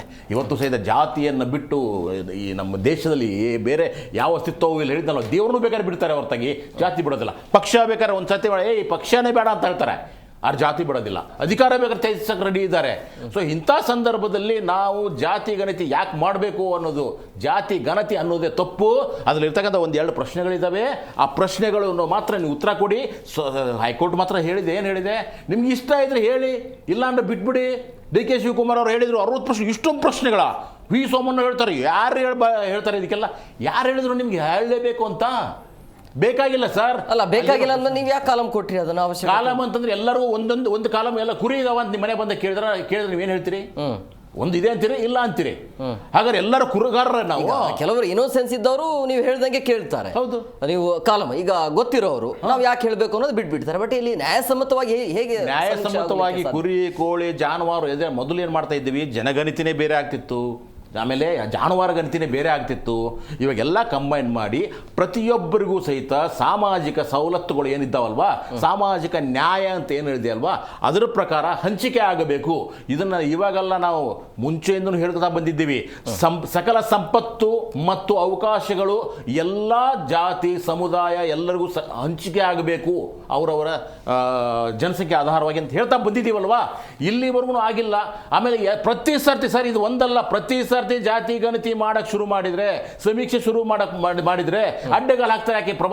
ಪ್ರಬಲ ಜಾತಿಯವರು ಹಿಂದೆ ಇರ್ತಕ್ಕಂಥದ್ದು ಈಗಾಗಲೇ 160 ಕೋಟಿ ರೂಪಾಯಿ ಖರ್ಚು ಮಾಡಿದ್ರಲ್ವಾ, ಅವಾಗ ನೆಪಗಳನ್ನು ಹೇಳಕ್ಕೆ ಶುರು ಮಾಡಿದ್ರು. ನಮ್ಮ ಮನೆಗೆ ಬಂದಿಲ್ಲ. ಇವಾಗ ಎಲ್ಲ ಮನೆಗೆ ಬಂದರೆ ನಮ್ಮ ಜೋಶಿ ಅಂತ ಸಾಹೇಬ್ರು ಏನು ಹೇಳ್ತಾ ಇದ್ದಾರೆ, ಇವಾಗ ನಾನು ಮಾಹಿತಿನೇ ಕೊಡೋದಿಲ್ಲ. ಅದರ ಅರ್ಥ ಏನು? ಮನೆಗೆ ಬಂದಾಗ ಮಾಹಿತಿ ಕೊಡೋದಿಲ್ಲ ಅಂತೀರಾ? ಇಲ್ಲ ಅಂದ್ರೆ ಮನೆಗೆ ಬಂದಿಲ್ಲ ಅಂತ ಹೇಳ್ತಾ ಇದ್ದೀರಾ? ಆಗತ್ತೆ. ಎಂಥ ಸರ್ವೆ ಸಹಿತ 100% ಪಕ್ಕ ವೈಜ್ಞಾನಿಕವಾಗಿ ಮಾಡೋಕೆ ಆಗೋದಿಲ್ಲ ಸರ್. 5ರಿಂದ 10% ವ್ಯತ್ಯಾಸ ಆಗೇ ಆಗುತ್ತೆ. ಅದು ಬಿಟ್ಟು 90% ಜನಕ್ಕಾದ್ರೂ ನ್ಯಾಯ ಸಿಗಬೇಕಲ್ವಾ, ಸಾಮಾಜಿಕ ನ್ಯಾಯ ಸಿಗಬೇಕಲ್ವಾ, ಅವಕಾಶಗಳು ಸಿಗಬೇಕಲ್ವಾ. ಅವು ಸಿಗೋವರೆಗೂ ಸಹಿತ ಜಾತಿ ಗಣತಿ ಅಥವಾ ಜಾತಿ ಗಣತಿ ಹೆಸರಲ್ಲಿ ಆಗಬೇಕಾಗಿದೆ. ಜಾತಿ ಗಣತಿ ಮಾಡುವ ಕೆಲಸವನ್ನು ಸಂವಿಧಾನ ಸೆಂಟ್ರಲ್ ಗೌರ್ಮೆಂಟ್ ಮಾತ್ರ ಕೊಟ್ಟಿದೆ, ಆಯ್ತಾ? ಆದರೆ ಇಲ್ಲಿವರೆಗೂ ಬಿಹಾರದಲ್ಲಿ ಆಗಿದೆ, ತೆಲಂಗಾಣದಲ್ಲಿ ಆಗಿದೆ, ಕರ್ನಾಟಕದಲ್ಲೂ ಆಗೋಗಿದೆ. ಆದರೆ ಇಲ್ಲಿ ಅಪಸ್ವರಗಳು ಜಾಸ್ತಿ ಬಂದಿದ್ದರಿಂದ ಮತ್ತೆ ಇನ್ನೂ ಒಂದು ಸರ್ತಿ ಜನರ ತೆರಿಗೆ ದುಡ್ಡನ್ನು ಬಳಸಿ ಮತ್ತೆ ಇನ್ನೂ ಒಂದು ಸರ್ತಿ ಮಾಡೋಣ ಬಿಡಿ ಸಮೀಕ್ಷೆ ಅಂತ ಹೇಳ್ತಾರೆ. ಅದಕ್ಕೂ ಸಹಿತ ನಾನು ಹಿಂದೆ ಇದೇ ಜಾಗದಲ್ಲಿ ಕೂತ್ಕೊಂಡು ಇದೇ ಥರ ಟಾಪಿಕಿಗೆ ಮಾತಾಡಿದ್ದೆ. ಏನು ಅಂದರೆ, ಜಾತಿ ಗಣತಿ ಅಥವಾ ಈ ಸಮೀಕ್ಷೆ ಮಾಡಲಿಕ್ಕೆ ಪ್ರಬಲ ಜಾತಿಗಳು ಬಿಡೋದಿಲ್ಲ. ಇವಾಗೂ ಸಹಿತ ನಾವೇನು ಹೇಳ್ತೀವಲ್ವಾ, ಈ ಬ್ರಾಹ್ಮಣರು, ಲಿಂಗಾಯತರು, ಒಕ್ಕಲಿಗರು ಅಡ್ಡಗಾಲು ಹಾಕ್ತಾನೆ ಬಂದಿದ್ದಾರೆ. ಇವತ್ತು ಸಹಿತ ಹೇಳ್ತಾ ಇದ್ದೇನೆ, ಮುಂದೆ ಈ ಸಮೀಕ್ಷೆ ರಿಸಲ್ಟ್ ಬಂದ ಮೇಲೂ ಸಹಿತ ಮತ್ತೆ ಅಡ್ಡಗಾಲ ಹಾಕ್ಬಿಡ್ತಾರೆ, ಏನೋ ಒಂದು ನೆಪ ಹೇಳ್ತಾರೆ. ಈ ಸಮೀಕ್ಷೆಗಳೇ ಆಗಬಾರ್ದು. ಎಲ್ಲ ನಮ್ಮ ಮಕ್ಕಳು, ನಮ್ಮ ಜಾತಿ, ನಮ್ಮ ಜನಾಂಗ, ನಮ್ಮದೇ ಆಗಿರ್ತಕ್ಕಂಥ ಕುಲಬಾಂಧವರು ಎಲ್ಲ ಸವಲತ್ತನ್ನು ಅನುಭವಿಸಲಿ, ಅವ್ರಿಗೆ ಎಲ್ಲ ರೀತಿ ಶಿಕ್ಷಣ ಸಿಕ್ಕಲಿ, ಅವ್ರಿಗೆ ಎಲ್ಲ ರೀತಿ ಅಧಿಕಾರ ಸಿಕ್ಕಲಿ. ಆದ್ರೆ ಅವ್ರಿಗೆ ಸಿಗಬಾರ್ದು, ಆ ಸಮುದಾಯದವ್ರದ್ದು ಇವ್ರಿಗೆ ಸಿಗಬಾರ್ದು. ಎಲ್ಲ ನಮಗೆ ಅಂತ ರೀ. ನಾವು ಮೊದಲು ಭಾರತೀಯರು, ನಾವು ಮೊದಲು ಮನುಷ್ಯರು. ಪ್ರತಿಯೊಬ್ಬ ಮನುಷ್ಯನು ಅವನ ಕೆಳಗಡೆ ಇರತಕ್ಕಂಥ ಮನುಷ್ಯ ಮೇಲೆ ಬರಲಿ. ಎಸ್ ದರ್ಶನ್ ಅವರೇ, ಈಗ 76ರಷ್ಟು ಸಮೀಕ್ಷೆ ಆಗಿದೆ ಅನ್ನುವಂಥ ವರದಿ ನಿಜವಾಗ್ಲೂ ಆಗಿದೆಯಾ? 100ಕ್ಕೆ 100 ಆಗಿದೆ. ನಾನು 2ನೇ ತಾರೀಕಿನ ಮಾಹಿತಿ ನನ್ನ ಹತ್ರ ಇದೆ. ಅವತ್ತಿಗೆ ಒಟ್ಟು ನಾವು 3,42,31,404 ನಾನು 2ನೇ ತಾರೀಕು ಹೇಳ್ತಾ ಇರೋದು, ಅಷ್ಟು ಜನರ ಸಮೀಕ್ಷೆ ನಡೆದಿದೆ. ನಮ್ಮ ರಾಜ್ಯದಲ್ಲಿ ಒಟ್ಟು ಮನೆಗಳನ್ನ ನಾವು ಗುರಿಯಾಗಿರಿಸಿರ್ತಕ್ಕಂಥದ್ದು 1,43,77,978 ಮನೆಗಳು ನಮ್ಮ ಟೋಟಲ್ ಟಾರ್ಗೆಟ್ ಇರ್ತಕ್ಕಂಥದ್ದು. ಪ್ರತಿದಿನ ಸರಿಸುಮಾರು 20 ಲಕ್ಷ, ಸುಮಾರು 19ರಿಂದ 20 ಲಕ್ಷ ಪರ್ ಡೇ ಟಾರ್ಗೆಟನ್ನು ಹಾಕೊಂಡಿದ್ದೀವಿ. ಆ ಪ್ರಕಾರ ಸರ್ವೆಗಳು ನಡೀತಾ ಇದೆ. ಇವಾಗ ಹಿರಿಯರಾದಂಥ ಅವ್ರು ಮಾತಾಡಿದ್ರಲ್ಲೂ ಸರಿ ಇದೆ, ಕೆಲವು ವಿಷಯ ಎಡಹಳ್ಳಿ ಸರ್ ಮಾತಾಡಿದ್ರಲ್ಲೂ ಸರಿ ಇದೆ. ಈ ನಮ್ಮ ವ್ಯವಸ್ಥೆ, ಯಾಕೆಂದರೆ ನಾವು ಒಂದು ಕ್ಲಾರಿಟಿ ಕೊಡಬೇಕು. ನೀವೊಂದು ಚಾನಲ್ ಗೌರವಪೂರ್ವಕವಾಗಿ ಈ ಒಂದು ಟಾಪಿಕ್ ಇಟ್ಕೊಂಡಿರೋದ್ರಿಂದ ಭಾಳ ಮುಖ್ಯವಾಗಿ ಪ್ರಹ್ಲಾದ್ ಜೋಶಿ ಮತ್ತು ತೇಜಸ್ವಿ ಸೂರ್ಯ ಅವರಿಗೆ ಏನಾಗಬೇಕು, ಅವ್ರ ಮಕ್ಕಳಿಗೆ, ಅವ್ರ ತಂದೆ ತಾಯಿಗೆ, ಅವರಿಗೆ ಎಲ್ಲದೂ ವ್ಯವಸ್ಥೆಗಳು ಸಿಕ್ಕಿರಬೇಕಾದ್ರೆ ನಿಮಗೆ ಯಾಕೆ ಹೊಟ್ಟೆ ಉರಿ? ಇವತ್ತು ಅಣ್ಣ ಒಂದು ವಿಷಯ ಹೇಳಿದರು, ಲಿಂಗಾಯತ ಮತ್ತು ಒಕ್ಕಲಿಗ ಅಂತ ಇವರು ತಗೊಂಡ್ರು. ಹೌದು, ನಾವು ನ್ಯಾಷನಲ್ ರಿಸರ್ವೇಷನ್ಗೆ ಹೋದಾಗ ಖಂಡಿತ ಲಿಂಗಾಯತರು, ಒಕ್ಕಲಿಗರು OBCಗೆ ಬರುವಂಥದ್ದು. ಇವಾಗ ಸಮೀಕ್ಷೆ ಆಗಬೇಕಾದ್ರೆ ಯಾರೆಲ್ಲ, ಉದಾಹರಣೆ ನಾನು ಈ 2 ಜಾತಿಯ ನಾಯಕರು ಯಾರೆಲ್ಲ ಇದಕ್ಕೆ ವಿರೋಧ ಮಾಡ್ತಾ ಇದ್ದಾರೆ, ಯಾಕೆ ಸ್ವಾಮಿ ನೀವು ರಾಜಕೀಯದಲ್ಲಿ ಬೆಳೆದ್ರೆ ಸಾಕಾ, ನಿಮ್ಮ ಮಕ್ಕಳು ಬೆಳೆದ್ರೆ ಸಾಕಾ, ಯಾಕೆ ಬಡವ್ರ ಮನೆ ಮಕ್ಕಳು ಬೆಳಿಬಾರ್ದಾ? ಯಾಕೆ ಅಂದರೆ ಕಾಂಗ್ರೆಸ್ ಪಕ್ಷ ನಮ್ಮ ಮ್ಯಾನಿಫೆಸ್ಟೋದಲ್ಲೇ ನಾವು ಹಾಕಿದ್ವಿ, ನಾವು ಜಾತಿ ಗಣತಿಯನ್ನು, ನ್ಯಾಷನಲ್ ನಾ ಹೇಳ್ತಾ ಇರೋದು, ನಮ್ಮ ನ್ಯಾಷನಲ್ ಮ್ಯಾನಿಫೆಸ್ಟೋದಲ್ಲಿ ಜಾತಿ ಗಣತಿಯನ್ನು ನಾವು ಮಾಡೇ ಮಾಡ್ತೀವಿ ಅನ್ನುವಂಥ ಮಾತನ್ನು ನಾವು ಹೇಳಿದ್ವಿ. ಇಲ್ಲಿ ನಡೀತಾ ಇರ್ತಕ್ಕಂಥದ್ದು ನೋಡಿ, ದಾರಿ ತಪ್ಪಿಸುವಂಥ ಕೆಲಸ ಆಗಬಾರ್ದು. ಇದು ಒಂದು ಸಮೀಕ್ಷೆ, ಯಾವುದು ನಿಮ್ಮ ಶೈಕ್ಷಣಿಕ ಮತ್ತು ಸಾಮಾಜಿಕ ಸಮೀಕ್ಷೆ ನಡೀತಾ ಇರ್ತಕ್ಕಂಥದ್ದು. ಈ ಸಮೀಕ್ಷೆಯಿಂದ ಮುಂದೆ ಇದಕ್ಕೆ ಏನು ಉತ್ತರ ಅನ್ನುವಂಥದ್ದು ಭಾಳ ಮುಖ್ಯವಾಗಿರ್ತಕ್ಕಂಥದ್ದು. ದೇಶಾದ್ಯಂತ ನಾವೊಂದು ಅಭಿಯಾನವನ್ನು ಹಮ್ಮಿಕೊಂಡಿದ್ವಿ. ಏನು ನಮ್ಮ ಕರ್ನಾಟಕ ರಾಜ್ಯದಲ್ಲಿ 50% ಮೀಸಲಾತಿ ಇದೆ, ಪಕ್ಕ ತಮಿಳುನಾಡಲ್ಲಿ 69% ಮೀಸಲಾತಿ ಇದೆ, ಇನ್ನು ಮಹಾರಾಷ್ಟ್ರದಲ್ಲಿ 66% ಮೀಸಲಾತಿ ಇದೆ. ನಮ್ಮ ಕರ್ನಾಟಕದಲ್ಲಿ ಆ ಪಿನ್ನನ್ನು, ಆ ಕೊಂಡಿಯನ್ನು ಕಿತ್ತು ಸುಮಾರು 75% ಮೀಸಲಾತಿಗೆ ನಾವು ಹೋದಾಗ, ಆ ಒಂದು ಅವಕಾಶಗಳು ಸಿಕ್ಕಾಗ ಖಂಡಿತವಾಗ್ಲೂ ಲಿಂಗಾಯತರು ಮಕ್ಕಳಿಗೂ ಅವಕಾಶಗಳು ಸಿಗ್ತದೆ, ಒಕ್ಕಲಿಗರು ಮಕ್ಕಳಿಗೂ ಅವಕಾಶ ಸಿಗ್ತದೆ. ಈ ಮೈನರ್ ಕಮ್ಯುನಿಟಿಗಳು ಇವತ್ತು ಕೆಲವೊಂದು ಸಮುದಾಯಗಳು ಜನಸಂಖ್ಯೆಯಲ್ಲಿ ಬಲ ಹೊಂದಿರತಕ್ಕಂಥವ್ರು ಇವತ್ತು ಧ್ವನಿ ಎತ್ತಾ ಇದ್ದಾರೆ. ಆದರೆ ಈ ರಾಜ್ಯದಲ್ಲಿ ಬಹು ಅನೇಕ ಏನು ಕಮ್ಯುನಿಟಿಗಳಿದ್ದಾವೆ, ಅವರಲ್ಲಿ ಒಂದು MLA ಇಲ್ಲ ಸರ್. ಈ ರಾಜ್ಯದಲ್ಲಿ ನಾವು ಹೇಳ್ತಾ ಇರೋದು, ಅವರಲ್ಲಿ ಒಬ್ಬ ನಾಯಕ ಇಲ್ಲ, ಅವರಿಗೆ ಧ್ವನಿ ಆಗುವಂಥವ್ರು ಇಲ್ಲ, ಅವ್ರ ಹಕ್ಕನ್ನು ಪ್ರಶ್ನೆ ಮಾಡೋದಕ್ಕಾಗ್ತಾ ಇರಲಿಲ್ಲ. 1931ರಲ್ಲಿ ಏನು ಜಾತಿ ಗಣತಿ ಆಗಿತ್ತು, ಅದಾಗಿ 2011ರಲ್ಲಿ ಮನಮೋಹನ್ ಸಿಂಗ್ ಅವರು ಸುಮಾರು 4,300 ಕೋಟಿ ರೂಪಾಯಿ ಖರ್ಚು ಮಾಡಿ ಈ ದೇಶದಲ್ಲಿ ಜಾತಿ ಗಣತಿಯನ್ನು ಸಂಪೂರ್ಣ ಮಾಡಿದ್ರು. 11 ವರ್ಷ ನರೇಂದ್ರ ಮೋದಿಯವ್ರಿಗೆ ಸಮಯ ಇತ್ತಲ್ಲ, ವರದಿ ಇತ್ತಲ್ಲ, ಯಾಕೆ ನೀವು ಅನುಷ್ಠಾನಕ್ಕೆ ತರಲಿಲ್ಲ?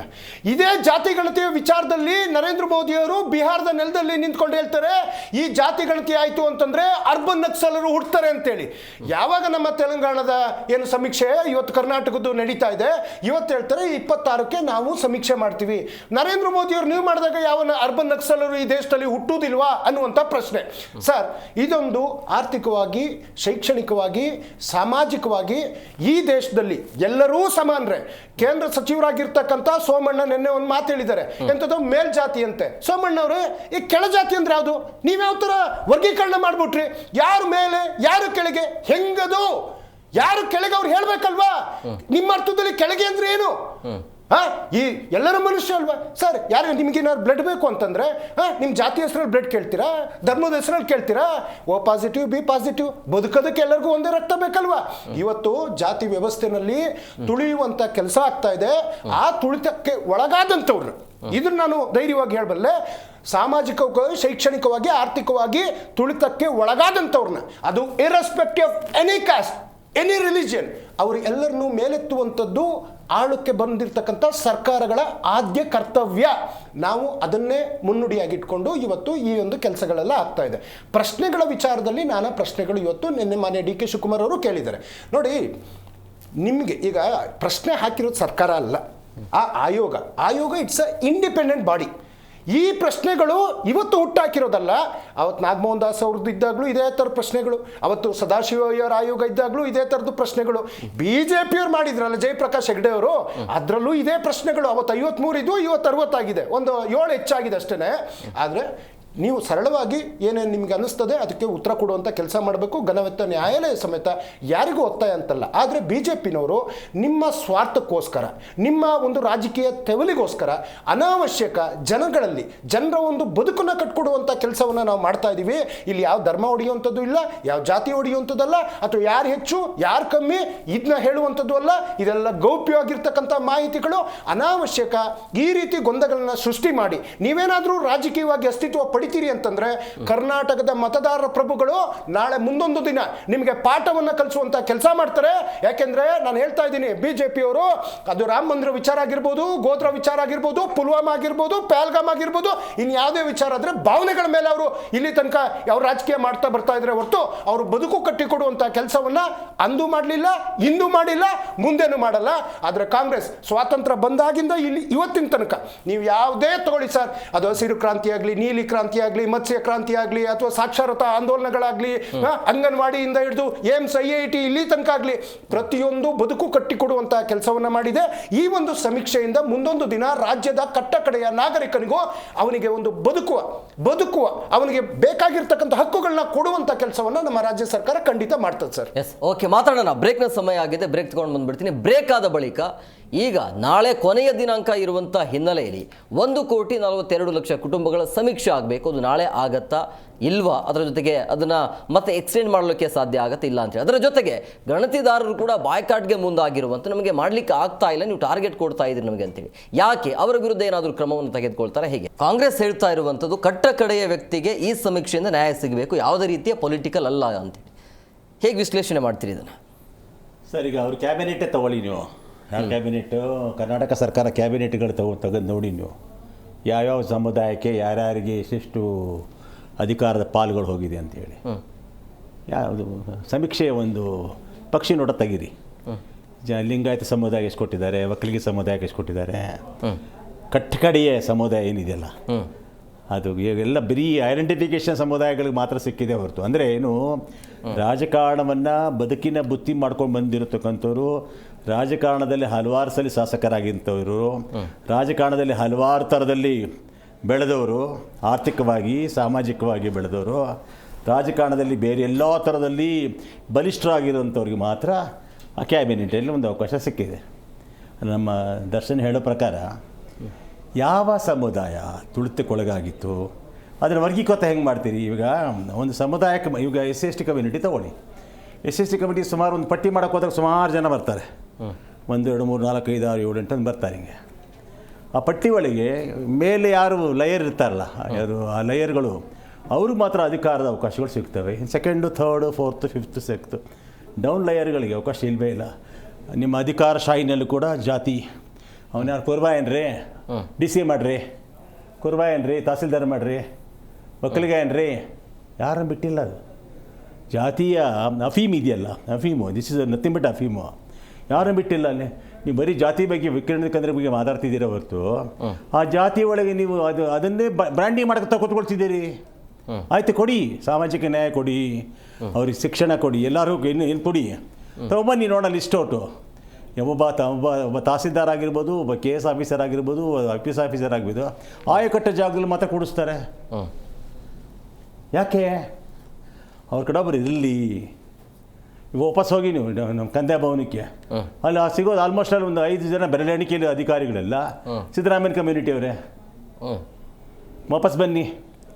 ಕೆಲವು IPS ಆಫೀಸರ್ಗಳು, IPS ಆಫೀಸರ್, IAS ಆಫೀಸರ್ಗಳು ಯಾರಿದ್ದಾರೆ ವಿಧಾನಸೌಧದ ಆಯಕಟ್ಟು ಜಾಗದಲ್ಲಿದ್ದಾರೆ. ಯಾವ ಜಾತಿ ಬಗ್ಗೆ ಯಾವ ಜಾತಿಗೆ ನ್ಯಾಯ ಕೊಡ್ತಾ ಇದ್ದೀರಿ ನೀವು?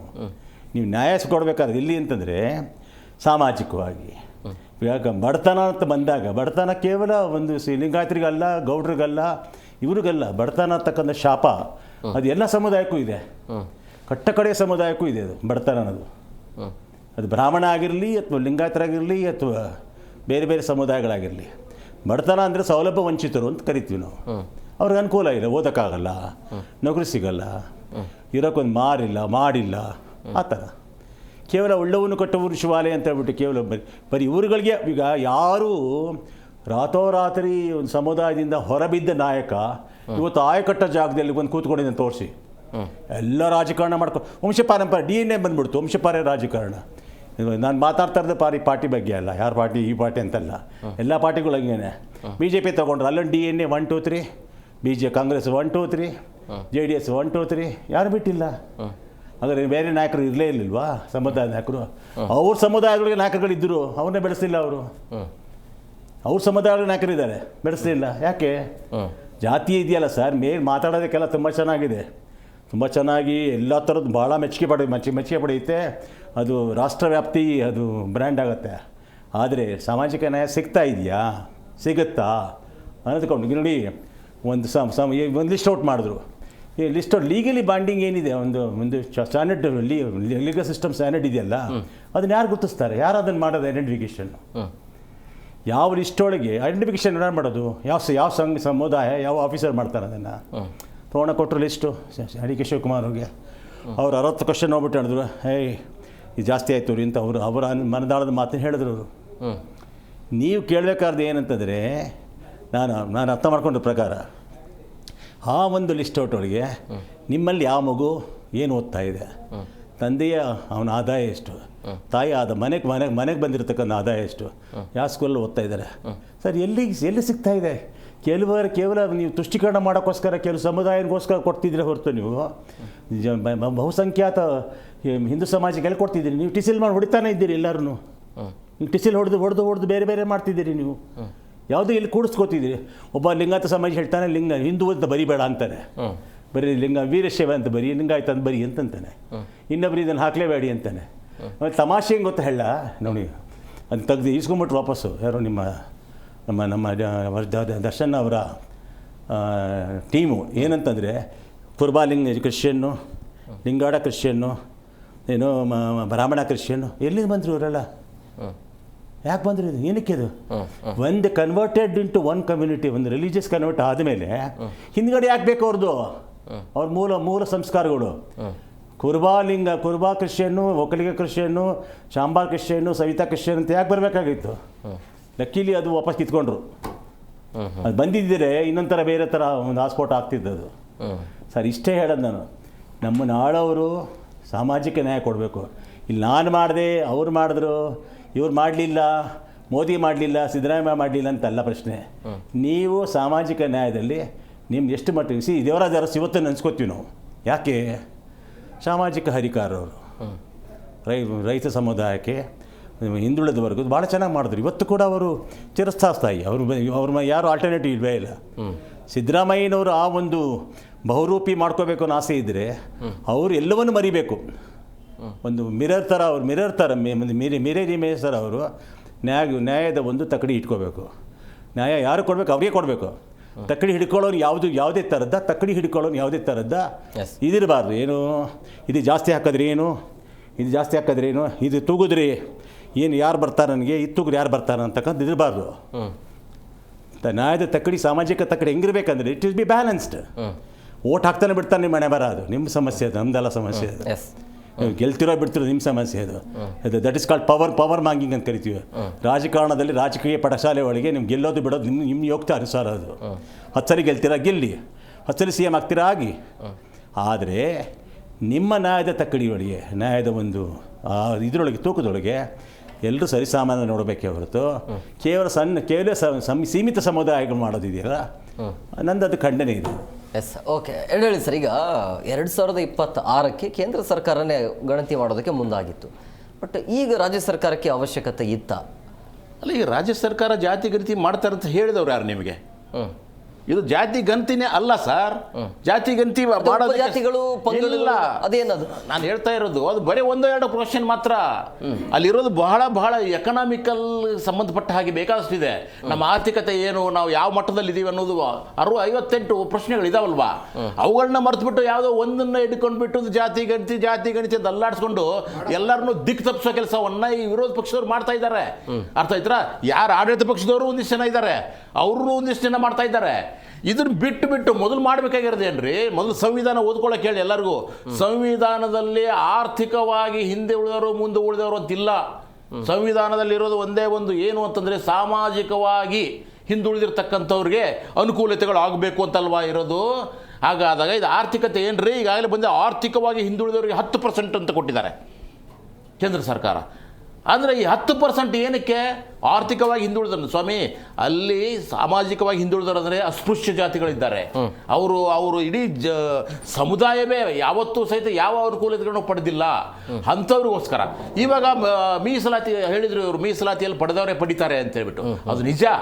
ಅದನ್ನ ಹೋಗಲಾಡಿಸೋದಕ್ಕೋಸ್ಕರ ಈಗ ಒಳ ಮೀಸಲಾತಿಗೆ ಸಂಬಂಧಪಟ್ಟಂತ ಸಮೀಕ್ಷೆಯನ್ನು ಮಾಡಲಾಗುತ್ತೆ. ಆಯ್ತು, ಅವರು ಪರಿಶಿಷ್ಟ ಜಾತಿಯಲ್ಲಿ ABCD ಇರಲಿ, 101 ಜಾತಿಗಳಿದ್ದಾವೆ, ಅದರಲ್ಲಿ ಒಳ ಮೀಸಲಾತಿಯನ್ನು ಕೊಟ್ಟು ಇವರಿಗೆ ಇಷ್ಟು % ಕೊಡಬೇಕು, ಸರ್ಕಾರದ ಅನುಕೂಲತೆಗಳನ್ನಂತ ಈಗಾಗಲೇ ಗಣತಿ ಮಾಡ್ತಾ ಇದ್ದಾರೆ, ಅದು ಮಾಡಿದ್ದಾರೆ, ವರದಿ ಸಲ್ಲಿಕೆ ಆಗುತ್ತೆ. ಆದ್ದರಿಂದ ಮೂಲಭೂತವಾಗಿ ಬೇಕಾಗಿರೋದು ಬಡತನವನ್ನು ಅಥವಾ ಆರ್ಥಿಕ ಪರಿಸ್ಥಿತಿಯನ್ನು ಆಧರಿಸಿ ನೀವು ಸವಲತ್ತುಗಳನ್ನು ಕೊಡ್ತೀರೋ, ಅಥವಾ ಅವರ ಅಸ್ಪೃಶ್ಯತೆ, ಅವರ ಹಿಂದುಳಿದಿರುವಿಕೆ, ಅವರ ಅತ್ಯಂತ ನಿಷ್ಕೃಷ್ಟವಾದಂಥ ಜೀವನವನ್ನು ಆಧರಿಸಿಕೊಡ್ತೀರೋ. ಹಾಗಾದರೆ ಡಾಕ್ಟರ್ ಬಾಬಾ ಸಾಹೇಬ್ ಅಂಬೇಡ್ಕರ್ ಅವರು ಏನು ಬರೆದಿದ್ದಾರೆ ಇದರಲ್ಲಿ, ಯಾರು ಅಸ್ಪೃಶ್ಯರಾಗಿದ್ದಾರೋ, ಯಾರು ಕೀಳ ಮಟ್ಟಕ್ಕೆ ಇಳಿದಿದ್ದಾರೋ, ಯಾರು ತಳ ಸಮುದಾಯ ಕೆಳ ಸಮುದಾಯದಲ್ಲಿದ್ದಾರೋ ಅವರಿಗೆ ಕೊಡ್ರಿ, ಅವ್ರನ್ನ ಮೇಲಕ್ಕೆತ್ತಿ ನೀವು ಅಂತ ಸಂವಿಧಾನದಲ್ಲಿ ಹೇಳಿದ್ದಾರಲ್ವಾ. ಅದು ಬಿಟ್ಬಿಟ್ಟು ಇವರು ಹೇಳಿದ್ರೆ ಬ್ರಾಹ್ಮಣರಲ್ಲೂ ಬಡ ಬ್ರಾಹ್ಮಣರಿದ್ದಾರೆ, ಲಿಂಗಾಯತರಲ್ಲೇ ಬಡ ಲಿಂಗಾಯತರಿದ್ದಾರೆ. ರೀ ಸ್ವಾಮಿ, ಅವ್ರಿಗೆ ಮಾನ ಮರ್ಯಾದೆ ಅನ್ನೋದಿದೆ. ಅವ್ರಿಗೆ ನಾವು ಅತ್ಯಂತ ಬಡ ಬ್ರಾಹ್ಮಣರಿಗೂ ಸಹಿತ ಪಾದ ತೊಳೆದು ನೀರು ಕುಡಿತಾರೆ. ಅರ್ಥ ಆಯ್ತಾ? ಅತ್ಯಂತ ಶ್ರೀಮಂತ ಆಗಿರ್ತಕ್ಕಂಥ ಒಬ್ಬ MLA MP ಒಂದು ದೇವಸ್ಥಾನ ಒಳಗಡೆ ಬಿಡಲ್ಲ ಇವಾಗೂ ಸಹಿತ. ಇದು ಈಗಿನ ಪರಿಸ್ಥಿತಿ ಇದೆ. ಇಂಥ ಪರಿಸ್ಥಿತಿಯಲ್ಲಿ ಕೆಳವರ್ಗದವರು ನಮಗೆ ಹೇಳ್ತಾರೆ ಪಿರಾಮಿಡ್ ಅಂತಿದೆಯಲ್ಲ, ಪಿರಾಮಿಡ್ ಉಲ್ಟಾ ಆಗಬೇಕಾಗಿದೆ. ಇವಾಗ ಪಿರಾಮಿಡ್ ಕೆಳ ಸಮುದಾಯದವರು ಮೇಲೆ ಬರಬೇಕಾಗಿದೆ, ಮೇಲೆ ಸಮುದಾಯದವರು ಕೆಳಗಡೆ ಬರಬೇಕಾಗಿದೆ. ನಮಗೆ ಬೇಕಾಗಿರೋ ಸಾಮಾಜಿಕ ನ್ಯಾಯ ಅಲ್ವಾ, ಸಮಾನತೆ ಅಲ್ವಾ. ಬಸವಣ್ಣವರು ಯಾಕೆ ಹೇಳಿದ್ರು 12ನೇ ಶತಮಾನದಲ್ಲಿ ಸಾಮಾಜಿಕ ನ್ಯಾಯ ಅಂತ? ಯಾವಾಗ ಎಲ್ಲ ಜಾತಿಯವರು ಸೇರಿ ಜೊತೆಗೆ ಬನ್ನಿ, ನೀವು ಇಷ್ಟಲಿಂಗದ ಆಧಾರದ ಮೇಲೆ ಇಡೀ ಒಂದು ಸಮುದಾಯವನ್ನು ಕಟ್ಟಿದ್ರಲ್ವಾ.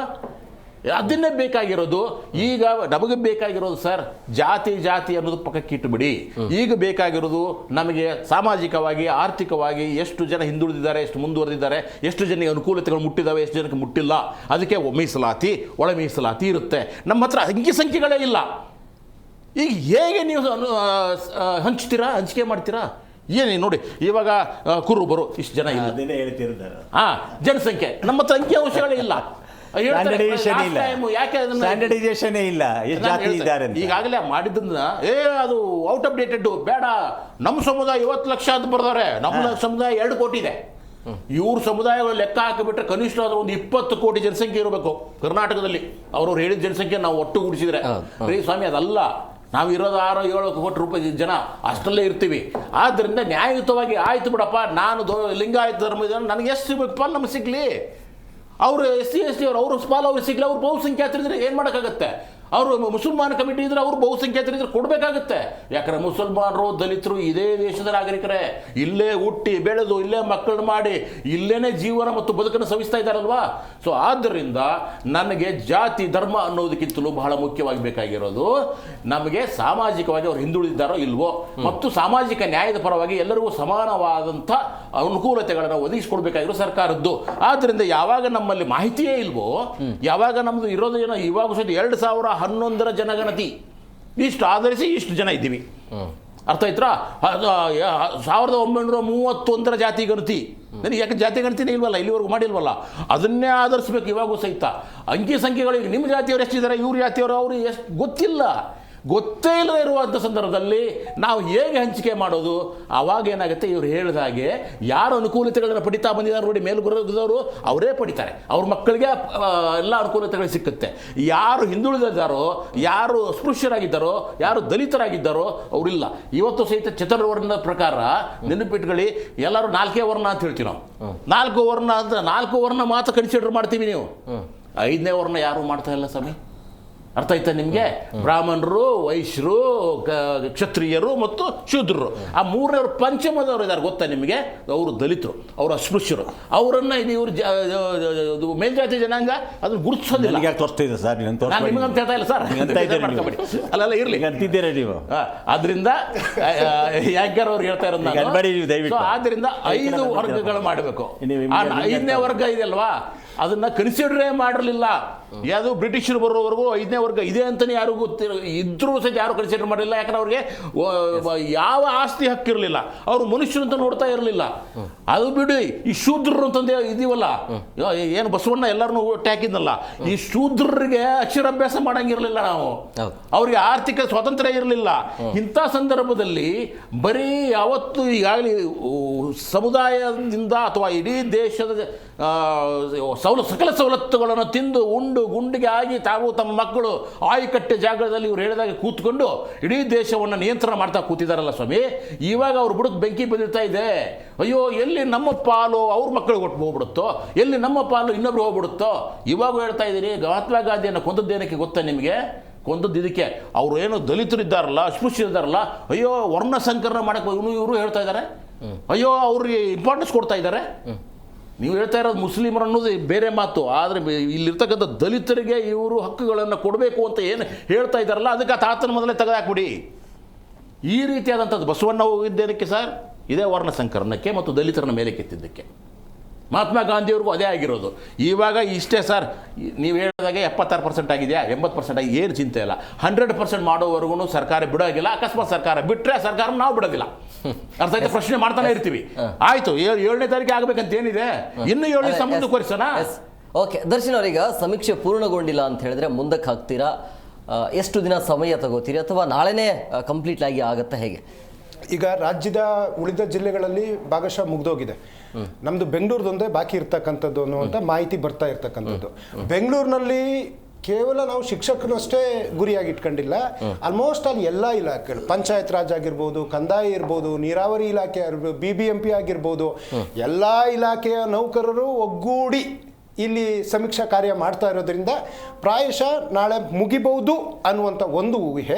ಇದು ಸರ್ಕಾರದ ವಿಚಾರವಾಗಲ್ಲ. ಇನ್ ಕೇಸ್ ಏನಾದರೂ, ನನ್ನ ಭಾವನೆ ನಾ ಹೇಳುವಂಥದ್ದು, ಹಾಗೇನಾದರೂ ಆಯಿತು ಅಂತಂದರೆ ಎಕ್ಸ್ಟೆಂಡ್ ಮಾಡಲೇಬೇಕಾಗ್ತದೆ. ಯಾಕೆಂದರೆ ಯಾವುದೇ ಕಾರ್ಯವನ್ನು ಅಪೂರ್ಣ ಮಾಡಲಿಕ್ಕೆ ಸಾಧ್ಯ ಇಲ್ಲ. ನಾವು ಭಾಳಷ್ಟು ಮಾತುಗಳನ್ನು ಕೇಳಿದ್ದೇವೆ.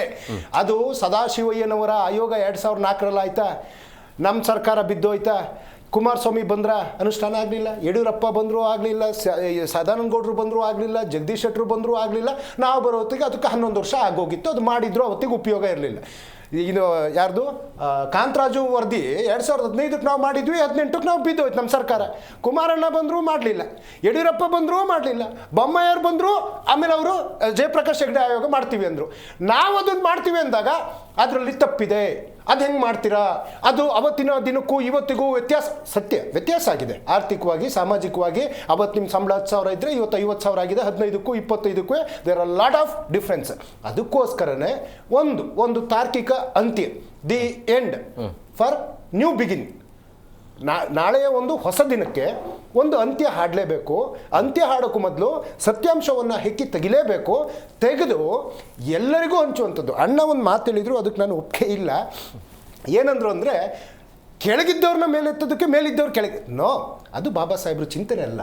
ಎಲ್ಲರನ್ನೂ ಸಮಾನವಾಗಿ ನೋಡಲಿಕ್ಕೆ, ಇಲ್ಲಿ ಯಾರು ಕೆಳಗಡೆ ಹಾಕ್ಲಿಕ್ಕೆ ಆಗುದಿಲ್ಲ. ಈ ವ್ಯವಸ್ಥೆ ಹಂಗಾಗ್ಲಿ, ನೀವು ಕೆಳಕ್ಕೆ ಹಾಕ್ತೀನಿ ಅಂತಂದ್ರೆ ಕೆಳಗಿನವರು ನಾವು ಇಳಿಯೋದಿಲ್ಲ ಅಂತಂದ್ರೆ ಸಮಾನತೆಯಲ್ಲಿ ಬರುತ್ತೆ. ಎಲ್ಲರೂ ನಮ್ಮಲ್ಲಿ ಈಕ್ವಲ್ ಸೊಸೈಟಿ ನಿರ್ಮಾಣ ಆಗ್ಲೇಬೇಕು ಸರ್. ಈಗ ನಾವು ಯಾಕೆ ಇವತ್ತು ನಮ್ಮ ದೇಶದಲ್ಲಿ ನಾವು ಇನ್ನೂ ಅಭಿವೃದ್ಧಿ ಹೊಂದಿದೀವಿ ಅಂತಂದ್ರೆ, ನಾವು ಬರೀ ಜಾತಿಗಳ ನಡುವಿನ ಕಿತ್ತಾಟ, ಧರ್ಮಗಳ ನಡುವಿನ ಕಿತ್ತಾಟ, ಧರ್ಮದೊಳಗಿನ ರಾಜಕೀಯದಲ್ಲಿದ್ದೀವಿ ಹೊರತು ನಮ್ಮ ಬದುಕು ಅನ್ನೋದ್ರ ಬಗ್ಗೆ ಯಾವತ್ತು ನಾವು ಚಿಂತನೆ ಮಾಡ್ತೀವಿ, ನಮ್ಮ ದೇಶವನ್ನು ಯಾವ ರೀತಿ ಟೆಕ್ನಾಲಜಿಲಿ ಅಥವಾ ಶಿಕ್ಷಣದಲ್ಲಿ ಆರ್ಥಿಕವಾಗಿ ಬಲಪಡಿಸ್ತೀವಿ ಅಂತ ಯಾವತ್ತು ನಾವು ನಿರ್ಧಾರ ಮಾಡ್ತೀವಿ, ಅವತ್ತು ಖಂಡಿತವಾಗ್ಲೂ ಭಾರತ ಇಡೀ ವಿಶ್ವದಲ್ಲಿ ನಂಬರ್ 1 ಆಗ್ತದೆ. ಯಾಕೆಂದ್ರೆ ಈಗ ಚೀನಾವನ್ನ ಜನಸಂಖ್ಯೆಯಲ್ಲಿ ನಾವು ಮೀರ್ಸಾಗಿದೆ. 140 ಕೋಟಿ ಜನಸಂಖ್ಯೆಯನ್ನು ನಾವು ದಾಟಾಗಿದೆ. ಅಂದ್ರೆ ನಮ್ಮಲ್ಲಿ ಮ್ಯಾನ್ ಪವರ್ ಇದೆ, ನಮ್ಮಲ್ಲಿ ಶಿಕ್ಷಣ ಇದೆ, ನಮ್ಮಲ್ಲಿ ಇಂಜಿನಿಯರ್ಸ್ನ ಹೈಯೆಸ್ಟ್ ಪ್ರೊಡ್ಯೂಸ್ ಮಾಡೋದು ಕರ್ನಾಟಕ, ಡಾಕ್ಟರ್ಸ್ನ ಹೈಯೆಸ್ಟ್ ಪ್ರೊಡ್ಯೂಸ್ ಮಾಡೋದು ಕರ್ನಾಟಕ. ನಮ್ಮ ಮ್ಯಾನ್ ಪವರ್ ಎಲ್ಲಿಗೆ ಹೋಗ್ತಾ ಇದೆ? ಬೇರೆ ದೇಶಗಳಿಗೆ ಹೋಗ್ತಾ ಇದೆ. ಮೂಲಭೂತ ಸೌಕರ್ಯಗಳು ಇಲ್ಲೇ ಸಿಕ್ತಾಗ ಖಂಡಿತವಾಗ್ಲೂ ನಾವು ಮುಂದೊಂದು ದಿನ ಯಾವ ದೇಶದ ವಿರುದ್ಧ ನಾವು ಬೇಕಾದ್ರೆ ಪೈಪೋಟಿ ಮಾಡಿ ಮೇಲಕ್ಕೆ ಬರ್ಬೋದು. ಈ ಸಮೀಕ್ಷೆ ವಿಚಾರಕ್ಕೆ ಬರೋಣ ಅಂತಂದ್ರೆ ಸರ್ BJP ಅವರು ಇವತ್ತಲ್ಲ ಅವರು ವಿರೋಧ ಮಾಡ್ತಾ ಇರೋದು ಸರ್. 1948ರಲ್ಲಿ ಆರ್ಗನೈಸರ್ ಪತ್ರಿಕೆಯಲ್ಲಿ ಬರೀತಾರೆ, ನಮಗೆ ಸಂವಿಧಾನನೇ ಬೇಡ ಅಂತ. ಬಾಬಾ ಸಾಹೇಬ್ರು ಸಂವಿಧಾನದ ಪ್ರಸ್ತಾವನೆಯನ್ನ ನವೆಂಬರ್ 26, 1949ರಲ್ಲಿ ಮಾಡ್ತಾ ಇರ್ತಾರೆ ರಾಮಲೀಲಾ ಮೈದಾನದಲ್ಲಿ. ಇವರು ಘೋಷಣೆ ಕೂಗ್ತಾ ಇರ್ತಾರೆ, ನಮಗೆ ಸಂವಿಧಾನ ಬೇಡ, ಮನುವಾದ ಬೇಕು, ನಮಗೆ ರಾಷ್ಟ್ರಧ್ವಜ ಬೇಡ, ಕೇಸರಿ ಧ್ವಜ ಬೇಕು, ನಮಗೆ ರಾಷ್ಟ್ರಗೀತೆ ಬೇಡ, ಸದಾವತ್ಸಲ ಬೇಕು ಅಂತ ಕೂಗದಂಥವ್ರು ಇವರಿಂದ ನಾವು ಸಮಾನತೆಯನ್ನು ಎಂದಿಗೂ ನಿರೀಕ್ಷೆ ಮಾಡಲಿಕ್ಕೆ ಸಾಧ್ಯ ಇಲ್ಲ. ಈ ನಾಗಪುರದ ನಾಗರ ಹಾವುಗಳು ಯಾವಾಗ ಬೇಕಿದ್ರು ಪರ ಕಳಚಿ ಬಂದು ಅದ್ರೊಳಗಡೆ ಇರೋದೇನು ವಿಷ ಬಿಟ್ಟು ಬೇರೇನೂ ಇಲ್ಲಲ್ಲ, ನಂಜು ಬಿಟ್ಟು ಬೇರೇನೂ ಇಲ್ಲಲ್ಲ, ಕೆಲವರಿಗೆ ಮಾತ್ರ ಎಲ್ಲದೂ ಸಿಗ್ಲಿ. ಈಗ ಕರ್ನಾಟಕ ಸರ್, ನಾನು ಯಾವ ಜಾತಿಯ ವಿರೋಧಿ ಅಲ್ಲ ಸರ್, ನಾನು ಅವಾಗ ಬ್ರೇಕಲ್ಲಿ ಹೇಳ್ತಾ ಇದ್ದೆ, ನನ್ನ ಗುರುಗಳು ಒಬ್ರು ಬ್ರಾಹ್ಮಣರು. ಆದರೆ ಬಿಜೆಪಿ ಹುಡ್ಕೋದು ಯಾವುದು? ನೀವು ಪೋರ್ಟ್ಫೋಲಿಯೋ ತಗೊಳ್ಳಿ, ಅನಂತಕುಮಾರ್ ಹೆಗಡೆ ಅಂತಿದ್ರು, ಅನಂತಕುಮಾರ್ ಅಂತಿದ್ರು, ನಿರ್ಮಲಾ ಸೀತಾರಾಮನ್ ಅಂತಿದ್ರು, ಇವರು ಯಾರು ಪ್ರಹ್ಲಾದ್ ಜೋಶಿ ಅಂತಿದ್ರು. 24 ಭಾರತ ರತ್ನ ಕೊಟ್ಟಿದ್ದಾರೆ, 17 ಒಂದೇ ಕಮ್ಯುನಿಟಿಗೆ ಹೋಗಿದೆ, 17 ಒಂದೇ ಕಮ್ಯುನಿಟಿಗೆ ಹೋಗಿದೆ. ಇವತ್ತು ಪ್ರತಾಪ್ ಸಿಂಹ, ತೇಜಸ್ವಿ ಸೂರ್ಯ ಇಬ್ರು ಸಂಸದರಾಗಿದ್ದಾರಲ್ಲ ಸರ್. ತೇಜಸ್ವಿ ಸೂರ್ಯಂಗೂ ಕೆಲವೊಂದು ಆರೋಪಗಳು ಬಂತು, ಪ್ರತಾಪ್ ಸಿಂಹನ್ಗೂ ಆರೋಪಗಳು ಬಂತು. ಇವ್ರು ಹೇಳಿದ್ರಲ್ಲ ಆತ ಶೂದ್ರ, ಟಿಕೆಟ್ ಮಿಸ್, ಇಲ್ಲಿ ಏನೇ ತಪ್ಪಾದ್ರೂ ಮಾಫ್. ಈ ವ್ಯವಸ್ಥೆ ಹೀಗಿದೆ. ಆದ್ರೆ ಸರ್ ನಾ ಹೇಳ್ತೀನಿ, ಬಹಳ ಸೂಕ್ಷ್ಮ ವಿಚಾರ ಆದ್ರೂ ಸಮೇತ I am not against to any caste. ಆದ್ರೆ ಈ ಒಂದು RSS ನವರು ಮಾಡ್ತಾ ಬರ್ತಕ್ಕಂಥದ್ದು ಅಥವಾ ತುಷ್ಟೀಕರಣ ಮಾಡ್ತಾ ಇರ್ತಕ್ಕಂಥದ್ದು, ಉದಾಹರಣೆ ನೀವು ವಾಜಪೇಯಿ ಅವ್ರು ತಗೊಳ್ಳಿ, ಅಥವಾ ನೆಕ್ಸ್ಟ್ ಅವ್ರು ತಗೊಂಡಿದ್ದ ಅಡ್ವಾಣಿ, ಆಪ್ಷನ್ ಇಲ್ದೇನೆ ಅವರಿಗೆ ನರೇಂದ್ರ ಮೋದಿ ಅಂತ ಬಂದಿದ್ವಿ. ಒಟ್ಟಾರೆಯಾಗಿ ನಾವು ಒಂದು ಸಮಾಜವನ್ನ, ಬಾಬಾ ಸಾಹೇಬ್ರ ಕಲ್ಪನೆಗಳನ್ನ, ಬಸವಣ್ಣನವರ ಚಿಂತನೆಗಳನ್ನ, ನಾರಾಯಣ ಗುರುಗಳ ಕಲ್ಪನೆಯನ್ನ, ಕುವೆಂಪುನವರ ಆ ಒಂದು ಕಲ್ಪನೆಯನ್ನ ನಾವು ಸಾಕಾರ ಮಾಡಲಿಕ್ಕೆ ಒಂದು ದಿಟ್ಟ ಹೆಜ್ಜೆಯನ್ನ ಕಾಂಗ್ರೆಸ್ ಪಕ್ಷ ಇಟ್ಟಿದೆ ಸರ್. ಓಕೆ, ಮಾತಾಡೋಣ. ಬ್ರೇಕ್ನ ಸಮಯ ಆಗಿದೆ. ಬ್ರೇಕ್ ಆದ ಬಳಿಕ ಈ ಸಮೀಕ್ಷೆಯಿಂದ ಸಾಕಷ್ಟು ಜನ ಹಿಂದೆ ಉಳಿದಿದ್ದಾರೆ, ನಮಗೆ ಅದು ಅವಶ್ಯಕತೆ ಇಲ್ಲ ಅಂತೇಳಿ. ಅದರ ಜೊತೆಗೆ ಸರ್ಕಾರ ಹೇಳ್ತಾ ಇರುವಂಥದ್ದು 100% ನಾವು ಸಮೀಕ್ಷೆನ ಮಾಡ್ತೀವಿ, 100ರಷ್ಟು ನಾವು ಸಮೀಕ್ಷೆನ ಮಾಡ್ತೀವಿ ಅನ್ನೋ ಲೆಕ್ಕಾಚಾರ. ಇದು ಹೇಗೆ 100ರಷ್ಟು ಸಮೀಕ್ಷೆ ಆಗುತ್ತೆ? ಅದರ ಜೊತೆಗೆ ಗಣತಿದಾರರು ಕೂಡ ನಾವು ಸರ್ವೆಗೆ ಹೋಗೋದಿಲ್ಲ, ನಮಗೆ ಟಾರ್ಗೆಟ್ ನೀಡಲಾಗ್ತಾ ಇದೆ ಅಂತ ಸಾಕಷ್ಟು ಅವರು ಕೂಡ ತಮ್ಮ ಸಮಸ್ಯೆನೇ ಹೇಳಿ. ಕಶ್ಯಪ್ ಸರಿಗ ಕುರ್ಚಿಯನ್ನು ಉಳಿಸಿಕೊಳ್ಳೋದಕ್ಕೆ ನಡೀತಾ ಇರುವಂಥ ಸಮೀಕ್ಷೆ ಅಂತ ಅನ್ಸುತ್ತೆ. ಯಾಕಂದರೆ ಸಚಿವರೇ ಈ ಒಂದು ಸಮೀಕ್ಷೆ ಮಾಡೋದು ಅವಶ್ಯಕತೆ ಇಲ್ಲ ಅಂತ ಆರಂಭದಲ್ಲಿ ಹೇಳಿದರು, ಆದರೂ ಕೂಡ ಹಠಕ್ಕೆ ಬಿದ್ದು ಸಮೀಕ್ಷೆ ಮಾಡ್ತಿದ್ದಾರೆ. ಅದರ ಜೊತೆಗೆ 2026ಕ್ಕೆ ಕೇಂದ್ರದಿಂದ ಸಮೀಕ್ಷೆ ನಡೀತಾ ಇದೆ. ಎಲ್ಲದರ ಮಧ್ಯೆ ಈ ಒಂದೊಂದು ತಮ್ಮ ಸಮುದಾಯವನ್ನು ಗಟ್ಟಿಯಾಗಿ ಮಾಡಿಕೊಳ್ಳೋದಕ್ಕೇನಾ ಅಥವಾ ಹೇಗೆ ಸರ್? ಒಂದು 2-3 ಪಾಯಿಂಟ್ಸಿಗೆ ಅವ್ರದ್ದೊಂದು ಸ್ಮಾಲ್ ಒಂದು ಕೌಂಟರ್ ಕೊಟ್ಬಿಡೋಣ. ನಮ್ಮ ದರ್ಶನ್ದು ಈಗ ಬಾಬಾ ಸಾಹೇಬ್ ಅಂಬೇಡ್ಕರ್ ಬಗ್ಗೆ ಪದೇ ಪದೇ ಉಲ್ಲೇಖ ಮಾಡ್ತಿದ್ದಾರೆ ಅವರು, ಪದೇ ಸುಮಾರು ಒಂದು ಲೆಕ್ಕಾಚಾರ ಹಾಕ್ಕೊಂಡಾಗ ಒಂದು 15-20 ಸಲ ಅದನ್ನು ಉಲ್ಲೇಖ ಮಾಡ್ತಾ ಬಂದರು. ಕಾಂಗ್ರೆಸ್ಸು ಅಂತ ಹೇಳಿ ಶುರು ಮಾಡಿದ್ರು ಅವರು. ಕೊನೆ ಬಾಬಾ ಸಾಹೇಬ್ ಅಂಬೇಡ್ಕರ್ ಅವರ ಅಂತಿಮ ದಿನಗಳು ಮತ್ತು ಅವರ ಕೊನೆಯ ದಿನಗಳು ಹೇಗಿತ್ತು ಅಂಥೇಳಿ ಇತಿಹಾಸ ಕೂಡ ತೆರೆದಿಟ್ಟ ಪುಸ್ತಕಗಳು ಅದು ಹೇಳ್ತಾ ಹೋಗುತ್ತದು, ಯಾವ ಥರ ಟ್ರೀಟ್ಮೆಂಟ್ ಮಾಡೋದು ಕಾಂಗ್ರೆಸ್ನವರು ಅಂಥೇಳಿ. ಅಲ್ಲಿ ಇದ್ದಿದ್ದೇನು ಅಂದರೆ ಏನೋ ಬರಹಗಾರರಿಗೆ, ಚಿಂತಕರಿಗೆ, ಈಗ ಇಡೀ ಕ್ಯಾಬಿನೆಟ್ ಒಳಗೆ ಏನೊಂದು ಅಷ್ಟು ಜನ ಇದ್ದು ಒಂದು ಸಂವಿಧಾನ ಸಮಿತಿ ಮಾಡಿದಾಗ ಬಾಬಾ ಸಾಹೇಬ್ ಅಂಬೇಡ್ಕರ್ ಅವರು ಪ್ರಜ್ಞಾವಂತರು, ವಕೀಲರು, ನಿಮ್ನ ಸಮುದಾಯದ ಹುಟ್ಟರು ಕೂಡ ಲಂಡನ್ಗೆ ಹೋಗಿ ಅಲ್ಲೆಲ್ಲ ಪದವಿಗೆಲ್ಲ ಪಡ್ಕೊಂಬಂದು ದೇಶಕ್ಕೊಂದು ಆಸ್ತಿ ಆದರು ಅವರು. ಟುಡೇ ಇವತ್ತೇನಾದರೂ ನನ್ನ ವೈಯಕ್ತಿಕವಾಗಿ ಇವತ್ತೇನಾದರೂ ನನಗೆ ಗೌರವಾನ್ವಿತ ಅಂತಂದರೆ I respect, I love Baba Saheb Ambedkar. ಕಾನೂನು ವಿದ್ಯಾರ್ಥಿಯಾಗಿ, ಸಂವಿಧಾನದ ಪೂಜಾರಿಯಾಗಿ ಇಷ್ಟು ಹೇಳೋಕ್ಕೆ ಇಷ್ಟಪಡ್ತೀನಿ. ಅದು ಯಾಕೋ ಸರಿ ಹೋಗಲಿಲ್ಲ. ಕಾಂಗ್ರೆಸ್ಸು ಮತ್ತು ಬಾಬಾ ಸಾಹೇಬ್ ಅಂಬೇಡ್ಕರ್ ಅವರ ಆ ಕೊನೆಯ ಅಂತಿಮ ದಿನಗಳಿದೆಯಲ್ಲ, ಸರಿ ಹೋಗಲಿಲ್ಲ ಅದು. ಯಾಕೆ ನೀವೇನು ಕೇಳ್ತಿದ್ರಿ ಸರ್? ಅದು ಇದ್ರದ್ದು ಕುರ್ಚಿ ಕಾದಾಟ ಸರ್. ಏನಾಗುತ್ತೆ, ಪೊಲಿಟಿಕಲ್ ಈ ಪಾಠಶಾಲೆ ಒಳಗೆ ಈ ಗಲೀಜು ಎರ್ಚೋದು, ಗಲೀಜು ತೊಗೊಳೋದಿದೆಯಲ್ಲ, ಇವೆಲ್ಲ ಕಾಮನ್ ಫ್ಯಾಕ್ಟ್ರಿಗಳು. ಯಾರನ್ನ ತುಳಿಯೋಕ್ಕೋಸ್ಕರ ಇದು ಇವತ್ತು ನಮ್ಮ ಕರ್ನಾಟಕ ರಾಜಕಾರಣ ಕಂಡಿರ್ತಕ್ಕಂಥ ಹಲವಾರು ಪ್ರಕರಣಗಳು ಕೂಡ ಇರ್ರೆಸ್ಪೆಕ್ಟ್ ಆಫ್ ಪಾರ್ಟಿ. ಅದಕ್ಕೆ ಈ ರಾಜಕೀಯ ಪಕ್ಷಗಳನ್ನು ನಾವು ಸೀಮಿತ ಮಾಡೋದು ಬೇಡ. ಎಲ್ಲ ರಾಜಕೀಯ ಪಕ್ಷಗಳು ಏನೋ ಅವ್ರಿಗೆ ಇರಿಸ್ಮೋಸ ಆದ ತಕ್ಷಣ ಎಲ್ಲ ಒಂದು ಕಡೆ ಯಾವುದೋ ಒಂದು ಇಶ್ಯೂನ ನರೇಟಿವ್ ತೆಗೆದು ಬನ್ನಿ ಫೇಕು ಮಾಡ್ತಾರೆ, ಅದನ್ನು ಇಟ್ಕೊಂಡು ಬೇರೆಯವರು ಅದನ್ನು ಹಪಾಪಿ ಮಾಡ್ಕೋತಾರೆ. ಇಲ್ಲಾಗಿದ್ದೇನು ಅಂತಂದರೆ, ಯಾವಾಗ ಇದು ಹೈಪ್ ಆಯಿತು, ಏನೋ ಸೀಟಿನ ಪ್ರಕರಣ ಹೈಪ್ ಆಯಿತು, ಸೀಟ್ಗಳ ಬಗ್ಗೆ ಕ್ಲಾಶ್ಗಳು ಶುರು ಆಯಿತು ರಾಜ್ಯ ಸರ್ಕಾರದಲ್ಲಿ, ಸ್ವಲ್ಪ ಇನ್ನೂ ಒಂದು ಕಡೆ ಅಲ್ಲಿ ಬೇರೆ ಮಾತುಕತೆ ಆಡೋಕ್ಕೆ ಶುರು ಮಾಡಿದಾಗ ಏನಾಗುತ್ತೆ, ಇದು ಇನ್ಸಿಗೇಟ್ ಮಾಡ್ತಾರೆ. ನೀನು ಮಾತಾಡು, ನಿನ್ನ ಜಾತಿಗೆ ಇದು ಬೇಕು, ನೀನು ಮಾತಾಡು, ಈ ಜಾತಿಗೆ ಬೇಕು, ನೀನು ಸ್ವಲ್ಪ ಕಿರಿಕ್ ಮಾಡು ಅಂತ ಹೇಳಿ ಇವೆಲ್ಲ ಮಾಡಿಕೊಡೋದು ಆಡಳಿತ ಪಕ್ಷಕ್ಕೆ ಒಂದು ನೆಟ್ವರ್ಕು. ಇದು ಅವ್ರು ಏನು ಮಾಡಿದ್ರು ಅಬ್ಜೆಕ್ಷನ್ ಮಾಡೋ ಅಂತ ಹೇಳೋದು ವಿರೋಧ ಪಕ್ಷದವ್ರದ್ದು ಒಂದು ನೆಟ್ವರ್ಕು. ಏನು ಮಾಡಿದ್ರು ಅಬ್ಜೆಕ್ಷನ್ ಮಾಡೋದು. ಅವ್ರು ಹುಚ್ಚವಿತಾರ ಯಾಕೆ ಇದ್ರು ಅಂತ ಕೇಳು, ಅದೊಂದು ವೈರಸ್ ರೋಗ ಅದು ಸರ್. ಅದಕ್ಕೆ ಈಗ ಅದು ವಿರೋಧ ಪಕ್ಷ ಆಗಲಿ, ಅದು JDS ಆಗಲಿ, ಕಾಂಗ್ರೆಸ್, BJP ಆಗಲಿ, ಶಾಡೋ ಗೌರ್ಮೆಂಟ್ ಅಂತ, ಶಾಡೋ CM ಅಂತ ಕರಿತೀವಿ ನಾವು. ಅವರೆಲ್ಲೂ ಕೂಡ ಪ್ರತಿಭಟನೆ ಮಾಡಿ ಅವರೆಲ್ಲೂ ಕೂಡ ಹೌದು ಬರೀ ಕೇವಲ ರಾಜಕೀಯದ ಇಶ್ಯೂಗಳು ತೊಗೊಂಡ್ರೆ ಹೊರತು ಯಾವುದೂ ಒಂದು ಸೀರಿಯಸ್ ಆದ ಗಂಭೀರವಾದ ಕಾರ್ಯಕ್ರಮಗಳು ಮಾಡಲೇ ಇಲ್ಲ. ವೆರಿ ಸಾರಿ ಟು ಸೇ, ರಾಜಕೀಯ ವೆರಿ ಸಾರಿ ಟು ಸೇ. ಗಂಭೀರವಾಗಿ ಅವರು ಈಗ ಸಿದ್ದರಾಮಯ್ಯ ಮಾಡಿದ್ದೆಲ್ಲೂ ಒಪ್ಕೋಬೇಕು ಅಂತ ಏನಿಲ್ಲ, ನೀವು ಮಾಡ್ತಾರೆ ಸರಿ ಇಲ್ಲ ಅಂತ ಹೇಳಿ ಕೂಡ ಅವರು ದೇ ಕ್ಯಾನ್ ಆಲ್ಸೋ ಕೋಆರ್ಡಿನೇಟ್, ಹಿಂಗೆ ಮಾಡೋಣ ಜೋಡಿಸ್ಕೋಬೇಕಲ್ಲಿ. ಈಗ 135 ಜನ ಶಾಸಕರ ರಚಿತ ಸರ್ಕಾರ 70-90 ಇರತಕ್ಕಂಥ ವಿರೋಧ ಪಕ್ಷದ ವಿರೋಧ ಪಕ್ಷ ಜೊತೆಗೆ ಸೇರ್ಕೊಂಡು ಮಾಡಿದಾಗ ಕರ್ನಾಟಕ ಜನತೆಗೆ ಅವರು ನ್ಯಾಯ ಕೊಡ್ಬೋದು. ಅದು ನಮ್ಗೆ ಗೊತ್ತಿರೋ ಮಟ್ಟಿಗೆ ರಾಜಕೀಯದ ಪೊಲಿಟಿಕಲ್ ಸೈನ್ಸಿನ ಒಂದು ಭಾಗ, ಅದು ಒಂದು ಒಳ್ಳೆಯ ಪಾಠ, ಒಂದು ಒಳ್ಳೆಯ ಪರಿಚಯ. ಅದು ಆಗ್ತಿರೋದೇನು, ನೀನು ಕಾಲೆಳಿ ನಾನು ನಿನ್ನ ಕಾಲು ಎಳಿತೀನಿ, ನೀನು ಉಸಿರಾಡೋ ನಾನು ಉಸಿರಾಡ್ತೀನಿ, ಇವೆಲ್ಲ ಇದೆಯಲ್ಲ ಇವೆಲ್ಲೂ ಕೂಡ ರಾಡಿಗಳು. ಇಲ್ಲಿ ಯಾರನ್ನ ತಕ್ಕಡಿಲಿ ಹಾಕ್ತೋಗ್ತೀರಿ ನಾನು ಒಳ್ಳೆಯವನು ಕೆಟ್ಟವನು ಅಂತ? ಎಲ್ಲರೂ ಒಂದೇ ತಕ್ಕಡಿಲಿರ್ತಕ್ಕಂಥ ಏನೋ ಸ್ಕ್ರಾಪರ್ಸ್ಗಳು. ನಾನು ಹಂಗೆ ಮಾಡ್ತೀನಿ, ನೀನು ಹಿಂಗೆ ಮಾಡು. ಇವರೆಲ್ಲಷ್ಟು ನಂಗೆ ಗಲಾಟೆ ಮಾಡ್ತಾರಲ್ಲ ಬೆಳಿಗ್ಗೆ ಹೊತ್ತು, ಸಂಜೆ ಹೊತ್ತು ಎಲ್ಲೆಲ್ಲಿ ಕೂತ್ಕೋಬೇಕಲ್ಲಿ ಕೂತಿರ್ತಾರೆ. ಬೆಳಿಗ್ಗೆಲ್ಲ ಗಲಾಟೆ ಮಾಡಿಬಿಟ್ಟು ಸಂಜೆ ಹೊತ್ತು ಎಲ್ಲೆಲ್ಲಿ ಕೂತ್ಕೋಬೇಕಲ್ಲಿ ಕೂತ್ಕೊಂಡು ಚೆನ್ನಾಗಿ ಚರ್ಚೆಗಳು ಮಾಡ್ತಾರೆ, ಮಂಡಿಸ್ತಾರೆ ಅಲ್ಲೇ. ಸೊ ಅವ್ರ ಥರದೇ ನಾವೇನು ನಿರೀಕ್ಷೆ ಅಪೇಕ್ಷೆ ಮಾಡೋಕ್ಕಾಗಲ್ಲ. ಈ ಸಮಸ್ಯೆ ಹುಟ್ಟೋದೇನಂತಂದ್ರೆ ಈಗ ಜನಸಾಮಾನ್ಯ ಜನ, ಬಡ ಜನ, ಈಗ ನಾವು ಅವ್ರಿಗೇನು ಕೇಳ್ತೀವಿ, ಏನು ಇಶ್ಯೂ ಏನು, ನಾವೆಲ್ಲ ಕಾತುರವಾಗಿರೋದು ಏನಕ್ಕೆ? ಬಿಡಪ್ಪ, ಬಡ ಜನತೆಗೆ ಏನೋ ಒಂದು ಶೈಕ್ಷಣಿಕವಾಗಿ ಸಿಗ್ಬೋದು, ಫೀಸ್ ಸಿಗ್ಬೋದು, ಅವ್ರಿಗೆ ಯೂನಿಫಾರ್ಮ್ ಸಿಗ್ಬೋದು, ಒಂದು ಬಟ್ಟೆ ಸಿಗ್ಬೋದು, ಅವ್ರಿಗೊಂದು ಈಗ ಇದು ಒಂದಾಯಿತು, ಮನೆ ಇಲ್ಲದಿರೋಗೊಂದು ಮಾಡಿ ಸಿಗ್ಬೋದು. ಸೊ ವ್ಯಾಪಾರ ಆಗುತ್ತೆ. ನಾನು ಇವ್ರದ್ದು ಸರ್ಕಾರ ಅಂತ ಹೇಳ್ತಿಲ್ಲ. ಈಗ ಆಶ್ರಯ ಯೋಜನೆಗಳು ಸಂಬಂಧಪಟ್ಟಿದ್ದುಗಳು ಕೂಡ ಬಿಸ್ನೆಸ್ಗಳಾಗ್ತವೆ, ಬಡವ್ರಿಗೆ ಸಿಗೋದೇ ದೊರೆಯೋದೇ ಇಲ್ಲ. ಅದು ಒಂದೊಂದು ಮನೆಗಳು 5 ಜನ ಹಂಚ್ಕೊಂಡವ್ರೆ ಪಾಲಿಟಿಕಲಲ್ಲಿ ಇರತಕ್ಕಂಥ ಕಾರ್ಯಕರ್ತರು. ನಾನು ಇರೆಸ್ಪೆಕ್ಟ್ ಆಫ್ ಕಾಂಗ್ರೆಸ್ಸಿನ ದೋಷ ಮಾಡ್ತಿಲ್ಲ, ಎಲ್ಲ ಪಾರ್ಟಿಗಳಲ್ಲೂ ನೀವು ಸುಮ್ಮನೆ ಹೋಗ್ಬಿಟ್ಟು ಚೆಕ್ ಮಾಡ್ಕೊಂಬನ್ನಿ, 5 ಜನ ಸಿಗ್ತಾರೆ, 6 ಜನ ಸಿಗ್ತಾರೆ ನಿಮಗೆ.